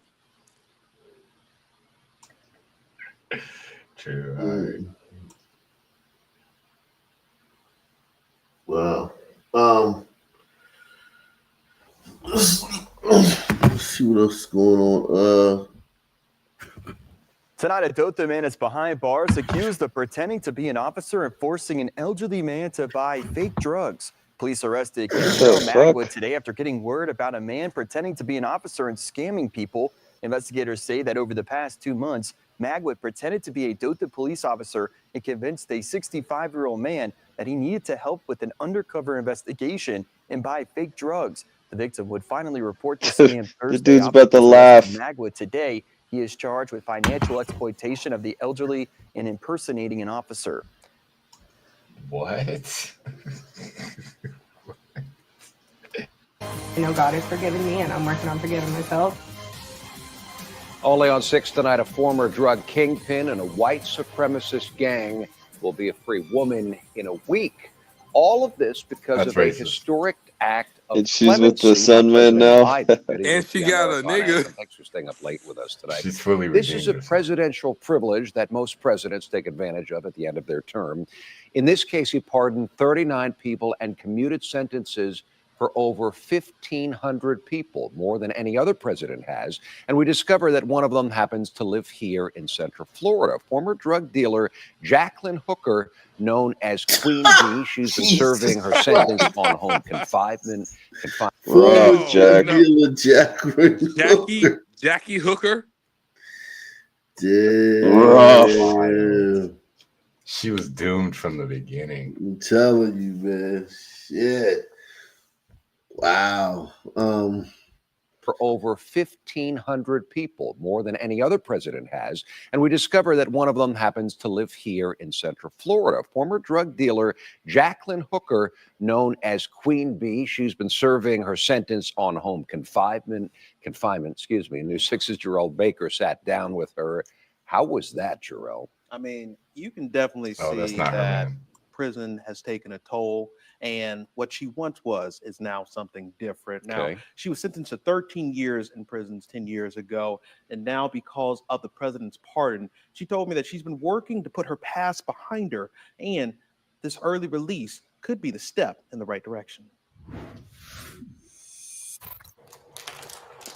This is the first time that my mom came to visit me. I hadn't seen her in 2 years. Jacqueline Hooker has lived her life through pictures over the past decade. These pictures in front of decorative backdrops and with fellow inmates trying to make the best of serving time behind bars. What went through your mind when those handcuffs were slapped on you? I was mad. I was really mad. I was mad at myself, mainly. I was mad that I had let it get that far. I was mad that my life was over. Jacqueline Hooker, aka Queen Bee, was arrested and convicted in 2014 for being responsible for supplying methamphetamine as a part of the Aryan Circle, a white supremacist gang based primarily in Texas. Would you say that was a breaking point for you? I think the breaking point for me was when my mother came to visit me Pardoning. in the federal holding. She pretty much let me have it. Biden is pardoning pedophiles and white supremacists. But they'll never hold that against him. Ever. I'm just saying, like, real talk. I think BCP free dirt, will though. do Free this, dirt, though. though. Free dirt. BCP might do a video on somebody. Brandon Tatum, hopefully. They're the biggest platforms that'll do something about this, man. But yeah, I think a lot of conservatives, they just don't play the game the way as well as the liberals do. They can't. Well, hang on, bro. It's 1,500 people. So hang on, 1,500 people. It don't matter if Trump pardoned one person who had a swastika tattoo. You never. That wasn't even a swastika tattoo. It was just two lines. It was a cross. It was a first aid cross. Yeah, exactly. It's just a white guy with a tattoo. Yeah, right. If a white guy if the Trump pardoned a white guy with a tattoo, it would be like they would talk about it on every platform, and they would drag him in the mud for it. Conservatives just they're not good at this. They suck. You know what I'm saying? At this part of it. No, you're right, man. I mean, hell, if Trump got Barron Trump, his son, out of a fucking parking ticket, they would try to impeach him again. Yeah, exactly. They play hard. They're hardliners. Like I said a couple weeks ago, Republicans aren't hardliners. They can see it from both sides. They can, give liberals credit when they do stuff right. If a liberal says something half intelligent, every conservative platform is like fucking giving seal clapping for him that the next day. You know what I'm saying? Well, I'm not trying to, fuck up your future shows here, but what do you think is going to happen when if Trump pardons the J6ers? It's gonna be fucking hell to pay. I mean, it's gonna be, they're gonna act like the world's coming to an end because they that they know how to play the game. They're gonna literally act like the world's coming to an end. No, you're right. Yeah, I mean, all right, go ahead, bro. Hit play. Made me take a look in the mirror and see who I was affecting, that it wasn't just about me, that I was damaging other people's lives. Hooker spent the next 6 years joining several programs in prison, trying to turn her life around. I'm still ashamed of my past. I'm working on that. I know God has forgiven me, and I'm working on forgiving myself. And due to health issues and the spread of COVID-19, the CARES Act allowed Hooker to serve her sentence at home in 2020. This is the actual tether, and the phone is the GPS. Yeah. So I always have to keep them within 150 feet of each other. Hooker now owns several rescue dogs and works every day to be a positive impact in her community. I work for a small company. There aren't many employees. Yes, I go to church, but there's really no social life at all. Dr. Shaniva McReynolds with the Families Against Mandatory Minimums Foundation says home confinement is no cakewalk. It's not a get out of jail free card. Home confinement is as strict as being incarcerated. The difference is you're home with your family, and while that's he said home confinement is as strict as being confined. Fucking what? Fucking COVID, nigga? Like Get this what? sun lady out of here. Did she just really say that? I always have to keep them within 150 feet of each other. Hooker now owns several rescue dogs and works every day to be a positive impact in her community. I work for a small company. There aren't many employees. Yes, I go to church, but there's really no social life at all. Dr. Shaniva McReynolds with the Families Against Mandatory Minimums Foundation says home confinement is no cakewalk. It's not a get out of jail free card. Home confinement is as strict as being incarcerated. The difference is you're home with your family, and while that's a large difference, you still have a lot of guidelines, regulations, and things that you have to adhere to. This week, President Joe Biden commuted Hooker's sentence as well as 1,500 others in home confinement. I kind of don't believe it until it's going to happen. If I hadn't already signed some paperwork and seen it in black and white, I probably wouldn't believe it. Finally, instead of collecting... Hey, bro, back up, bro. Let's see that kitchen, bro. Let's see that kitchen. Home confinement is no cakewalk. It's not a get out of jail free card. Home confinement is as strict as being incarcerated. The difference is you're not in jail anymore, so that's a large there's that. You still have a lot. Like if I was confined right now, like I could literally be like confined and doing this show. Like yes, Uber Eats. I can Uber Eats because I'm not like going to get the food. All I gotta do is Uber Eat it. So because of COVID, a lot of businesses have found out that they don't need infrastructure, right? They don't need to pay for a building. They don't need a lease for a building. They don't need to pay for lights. They don't need to pay for water. People can work from home. So because of that, this is absolutely insulting because, oh my God, I'm on house arrest. Do you have a computer? Do you have the internet? You can do work. Yeah, but even if you don't have that, you just home. You can jack off all day. Like it don't matter what. Like think about it, man. Like Bro, if bro, you're in bro, bro, bro, jail, bro. Oh you're in jail. man, bro. Oh, stop fucking stalking me, bro. We're not talking about me. I'm just saying like productive people. But like anything, like you can just grab the phone and just call somebody. Like in Video chat prison, people. they got like You don't have phones to for, fear like, for your life. You can drop the soap in the shower and shit. exactly, man. The fact that she said that is just such a con game, and he's sitting there nodding his head while she's saying that shit. I want to Geneva see her McReynolds. man. Where is her man? There's some fucking simp out here supporting her, and he's not on camera for a reason.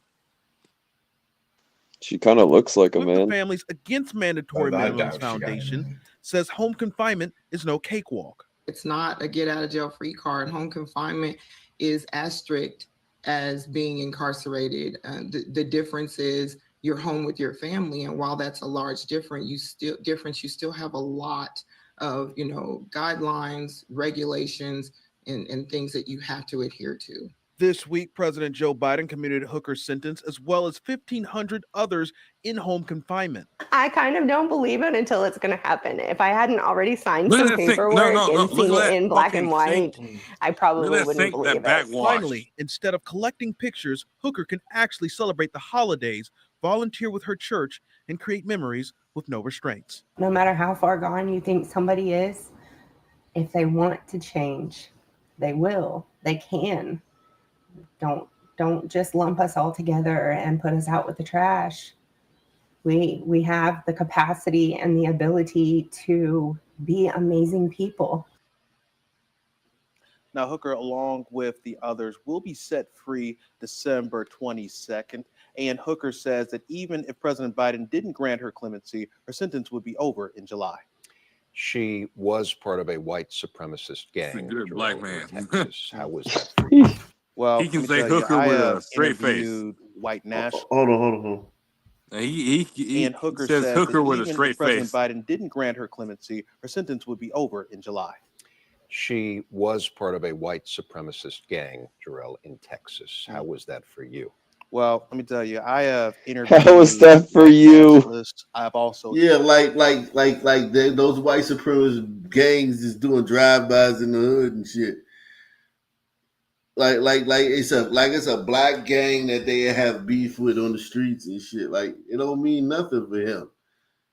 White supremacist gang don't mean nothing, but we'll see. The first person player, man. Supremacist gang, Jarrell, in Texas. How was that for you?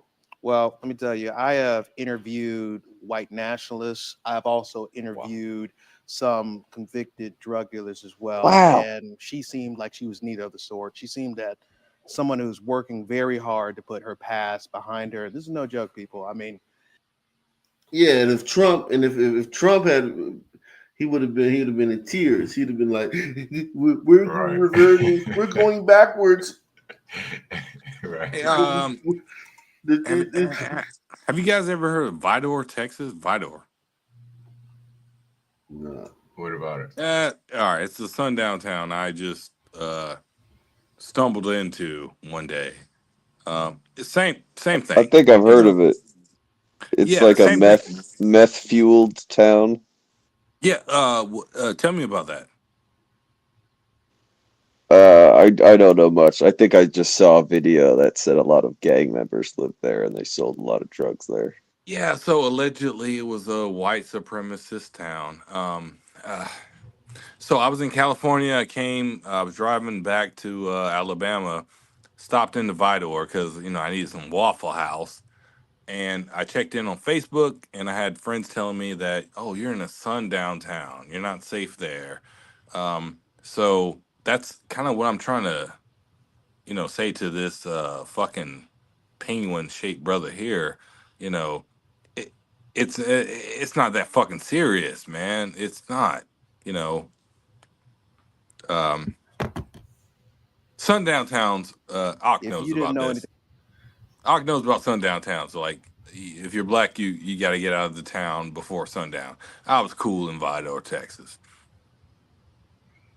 All right, man. Let's move along, man. Hit play, bro. Yeah, man.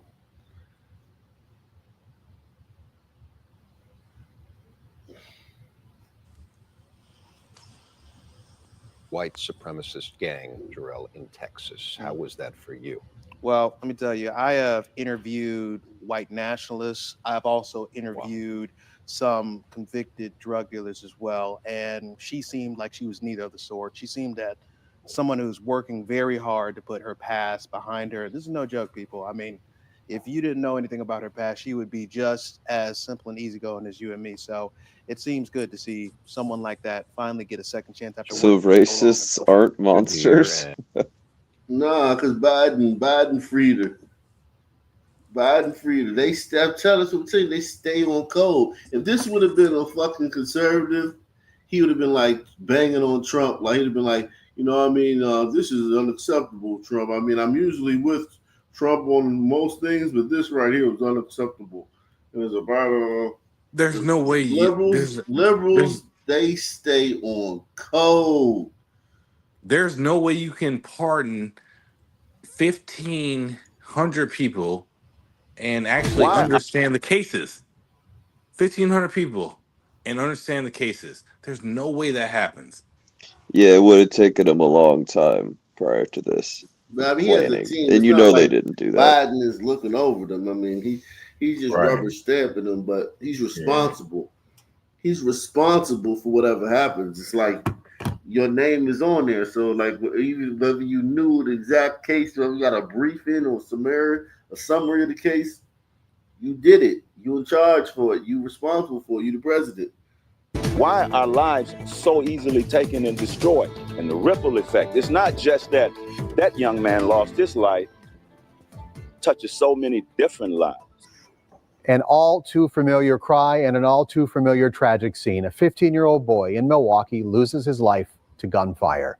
It will be a heartbreaking holiday season for the family of 15-year-old Emmanuel Johnson. He was named today by the Milwaukee County Medical Examiner as the victim last night in a double shooting. The other victim, a 16-year-old, is expected to survive. Today, our Mary Jo Ola went back to the scene near 60th and Carmen and met the Carsons. They live close by and shared their despair at the violence that continues in the city. 15-year-old Emmanuel Johnson went by Manny. I talked with his family over the phone. Despite their heartbreak, they shared this photo with me to show the life that was taken by violence. I just dropped my head and I shook my head in despair. I said, Lord have mercy, another one. Billy and Stephanie Carson live near Thursday's double shooting scene at 60th and Carmen. Milwaukee police say the gunfire broke out shortly before 9 p.m. Emmanuel died at the scene. A 16-year-old victim was taken to a local hospital with a non-fatal injury. You hate to see. As a parent, I have 3 young sons, and I thank God every day that I wake up that I can hear their voice, because it's a horrible thing to lose a child. So far this year, there have been 20 homicide victims who were 17 years old or younger, according to Milwaukee police. Billy is the pastor at New Covenant Temple Church on Burlock. He tells me that he has overseen several funerals for young people. When I talk to the parents, the mothers and the fathers and the uncles and the aunties and grandparents that are raising these young people, and their hearts are broken and they're crying out for answers and solutions. Milwaukee police are searching for the shooter. The Carsons are frustrated over the violence in the area in recent years. They say this latest tragedy sparks a devastating ripple effect in the community. We have to bring God back into the equation and begin to teach our children value and give them a sense of value about life. In Milwaukee, Mary Jola, TMJ4 News. Good luck. Right. Salute to Bugolf. He says, "What's the most violent city? Top 10 on most cities in each nation might be interested." I mean, in America, we going to them. I mean, like Milwaukee is up there, Jack. Milwaukee is definitely up there, and when you talking about America, man. As far as violence, Why are Milwaukee is. I say Memphis got to be popping. Come on. Memphis is definitely way up there. Let's see.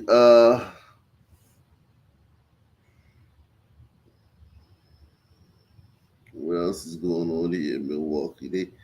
They caught the season's fever in Milwaukee. They caught the Christmas. This morning, WellPoint Care Network will be helping local fathers by providing diapers for their children. TMJ4 spoke with Andrew, who's a community engagement coordinator with WellPoint Care Network. And our Glenda Valdez is live this morning with the impact this will have in our community.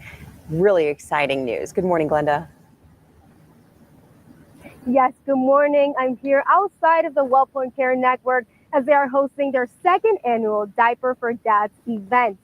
Now, the WellPoint Care Network is a community organization that helps families and children throughout Milwaukee. They have partnered with the Milwaukee Diaper Mission to provide much needed support to families in need. Now, just last year, they distributed nearly 19,000 diapers, and today they hope to provide even more. Yeah. I'm super excited about it because it creates an opportunity for. What's up, man? Yeah, man. According to AI, St. Louis is apparently the most violent city this year. Yeah, I could see that. I could see that. For fathers to receive support that they could use during this holiday season. We were fortunate enough to receive some additional gifts. So on top of fathers receiving diapers, which is a great thing because we're able to give about 200 families or fathers at least a box of diapers along with toys. Now, this amazing event kicks off later today right here at the WellPoint Care Network. So if you or someone you know might need a little extra support, feel free to stop by later today. In Milwaukee, Glenda Valdez, TMJ4 News. We'll have to see if they can break that record. Diapers for dads. Hey, salute to that program, man. I ain't gonna hold you. That shit is great. Because when I was a Yeah, young father, that made me nobody smile. offered me shit. So Yeah. that's good. No doubt. Salute to them, man. Definitely salute to them. Without a doubt.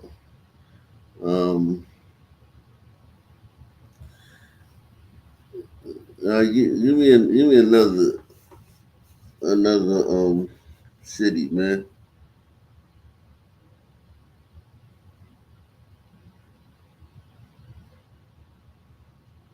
New Orleans. Oh man,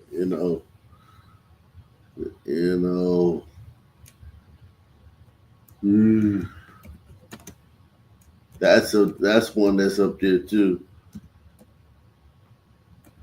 Salute everybody out there, man. Continue to support the channel. They barely speak English out in New Orleans. For real. Jesus Christ.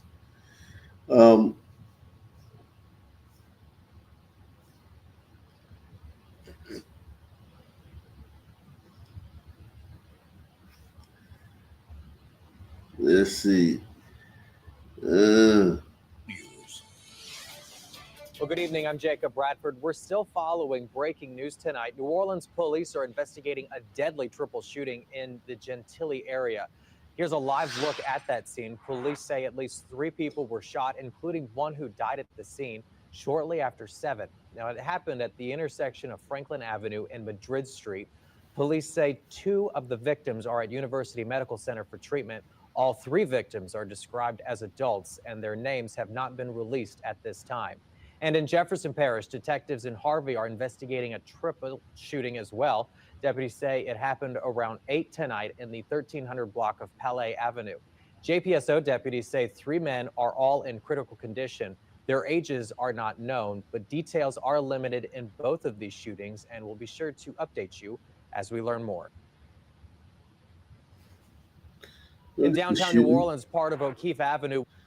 This is nothing, something slight, man. They got the spirit down there too, man. How's that for some fun? It was a sea of red and green on Chapatoulas Street. People dressed up as Santa, Mrs. Claus, even the Grinch there, and Mr. Bingle. They all partied at Lucy's Surfer Bar before the running of the Santas. Running maybe lasted a half a block before slowing to a walk as people partied their way to Generations Hall. It's an event that has what the founders of the run say, New Orleans' Holy Trinity. Saturday night in the Warehouse District, Christmas characters of all shapes and sizes and ages banded together for the running of the Santas. Good, local, clean, fun, and we like to support our community. Come on! 13 years ago, Bob Dotrieve founded the New Orleans chapter of Running of the Santas after seeing it in Philadelphia. When I saw the event, I had invited them down for Mardi Gras to walk with me with Pete Fountain at Mardi Gras. And I told them we were on Canal and Bourbon. I said, you know what? That event belongs in New Orleans. They said, go for it. And from there, it took off and became voted one of the top 10 Christmas events in the city consistently. And Dotrieve says that is because it has the Holy Trinity. The Holy Trinity, New Orleans Holy Trinity, is music, booze, and costumes. And you don't have any city in the U.S. where people like to dress up and pretend like New Orleans. Mardi Gras, Halloween, running of the Santas, any excuse to put on a costume, they're ready for it. Money raised goes to That Others May Live Foundation, which helps families and children of U.S. Air Force rescue heroes killed or severely wounded in operations or training missions. The event also caught the eye of Amanda Ortega and Rachel O'Brien from Kentucky and Indiana. I come to New Orleans every year for a week, just roughly hang out, eat, watch things, people watch, other people watch, and this is a prime people watching opportunity. The two were getting out of their lift as everyone lined up to start the race. They loved it so much, Ortega wants to see it brought to Kentucky. I would love to see it in Louisville. Bring it on with the Derby, why not, you know? And I like that it's not actually a run, it was more like a walk. I was able to do it. It was a herding of the Santas, more or less. The bar had been open since 2, and with the running only lasting a few seconds before slowing to a brisk walk, the tourists immediately fell in love. A herding of drunk Santas makes it amazing. So yes, epic. Only New Orleans, but we love it. So true. And it was a sea of red and green on Chapatoulas. So it's you can have fun in New Orleans, if you just stay away from niggas. It's a great city if you just stay away from niggas.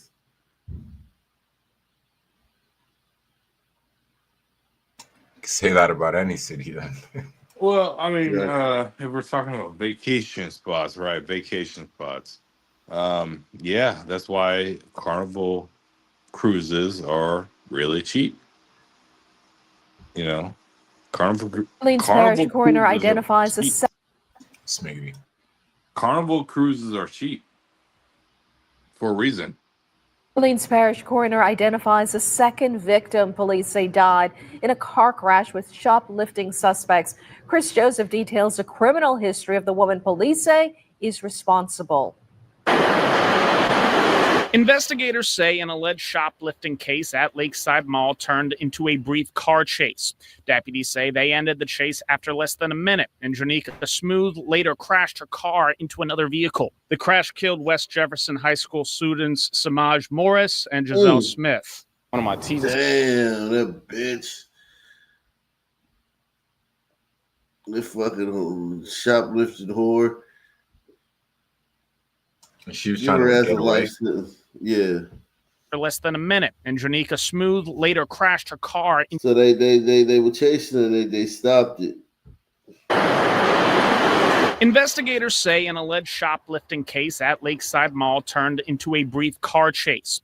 Deputies say they ended the chase after less than a minute, and Janika Smooth later crashed her car into another vehicle. The crash killed West Jefferson High School students Samaj Morris and Giselle Smith. One of my teachers crying, I seen like 5 people crying, and it was just, I don't know, it was crazy. Smith's 21-year-old sister was also in the car. She's now in the hospital. Smooth now faces several charges, including 2 counts of manslaughter. Jefferson Parish court records show she has a criminal history dating back to at least 2017. Since then, she's pled guilty to 2 felony theft charges and 2 misdemeanor theft charges. In 2023, a judge sentenced her to 2 years in prison, but suspended it for probation. The law treats repeat offenders more severely than first-time offenders. And based on what you're sharing with me, she appears to be a multiple offender, which means that she's facing potentially significantly more penitentiary time if she's convicted of any of these felony charges. Jefferson Parish deputies say Smooth wasn't alone in the car. JPSO confirmed it arrested 37-year-old Lisa Herring for second-degree robbery. The office says a third female was also with Smooth, but hasn't been identified. Now, Smooth did appear in court today. A judge asked the Louisiana Department of Probation and Parole, or asked that the department be notified about the case. Wow. The NOPD says a woman wanted for leaving the scene of an accident that killed 2 17-year-old girls is now in custody. Janika Smooth faces several charges, including 2 counts of manslaughter. Good evening. I'm John Snell. And I'm Meg Gatto. Officers say Janika Smooth hit a car with 3 teenagers inside. The third victim is listed able condition. Both 17-year-olds who died went to West Jefferson School, where Ashlyn Brothers joins us live. John and Meg, I spoke with a high school senior outside of West Jefferson High School who tells me he knew one of those 17-year-old girls dating back to the 5th grade. He describes her as chill, always laughing, and very, very friendly. He says that she was in the band and loved it. Now, students say both teenage girls, one who died last night and another today, were very involved in school. Before the deadly crash, St. Bernard Avenue, Jefferson deputies say they saw Smooth and 2 other suspects shoplifting at Lakeside Mall. These say they spotted a vehicle the Orleans Jefferson Parish line and say pursued for less than 1 minute. The sheriff says the deputies saw the crash as they made their way down I-610, and they tell us that 3 suspects got out of their crashed vehicle and ran away, but police have since arrested 2 suspects, including the driver, Janika Smooth. Now, the other suspect has not been identified, and 1 suspect is on the run. Now, students say school was somber today, and their hearts are heavy. Parents telling me they can't fathom this loss. She always smiled. So even if stuff was bad, like she still always smiled at stuff. I had one of my teachers crying. I seen. Even if stuff was bad, she was always smiling. Let me guess, she was funny and she was the life of the party. Let me guess. Right. Let me guess. Like 5 people crying, and it was just, I don't know, it was crazy. Going into the holidays, and it's a tragedy that those families won't bring in the new year with their kids. Me being a parent, it will crush me. And in a statement sent to us by the Jefferson Parish School District, Jefferson Parish Schools said in part, "We are heartbroken and our thoughts and deepest sympathies go out to everyone impacted during this incredibly difficult time." They went on to say, in times of tragedy, it is vital that we come together as a community to support one another. West Jefferson is offering counseling services to its students and plans on holding a ceremony in their honor tomorrow morning. Reporting live outside of West Jefferson High School in Jefferson Parish, Ashlyn Brothers, Fox 8, Local First.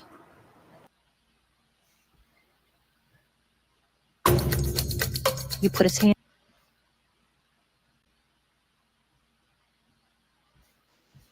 Mm.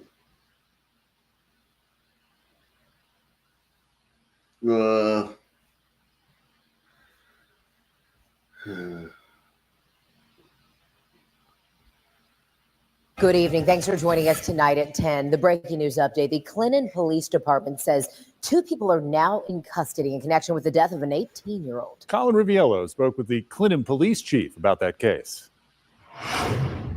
Clinton's police chief tells me the family of My Angel Walker now has at least some closure tonight after her body was discovered, and the Clinton Police Department now has 2 people in custody. The 18-year-old woman was reported missing to the City of Lawrence Police Department Thursday. She was a beautiful young lady with a very bright future ahead of her, and that was tragically taken from her and from her family.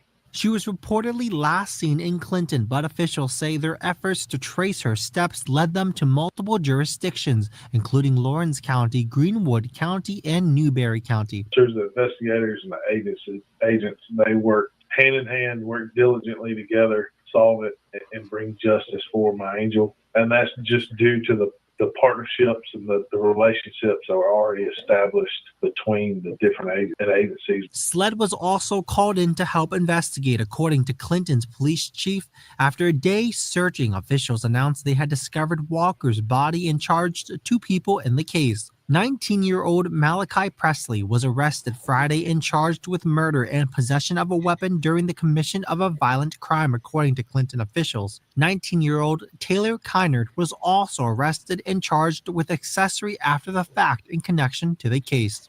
Clinton officials say both are currently at the Johnson Detention Center awaiting a bond hearing. Reporting in the upstate, Colin Riviello, 7 News. Thank you for coming in on fairly short Yeah, notice man. here. Any final thoughts, guys, man? Any final thoughts?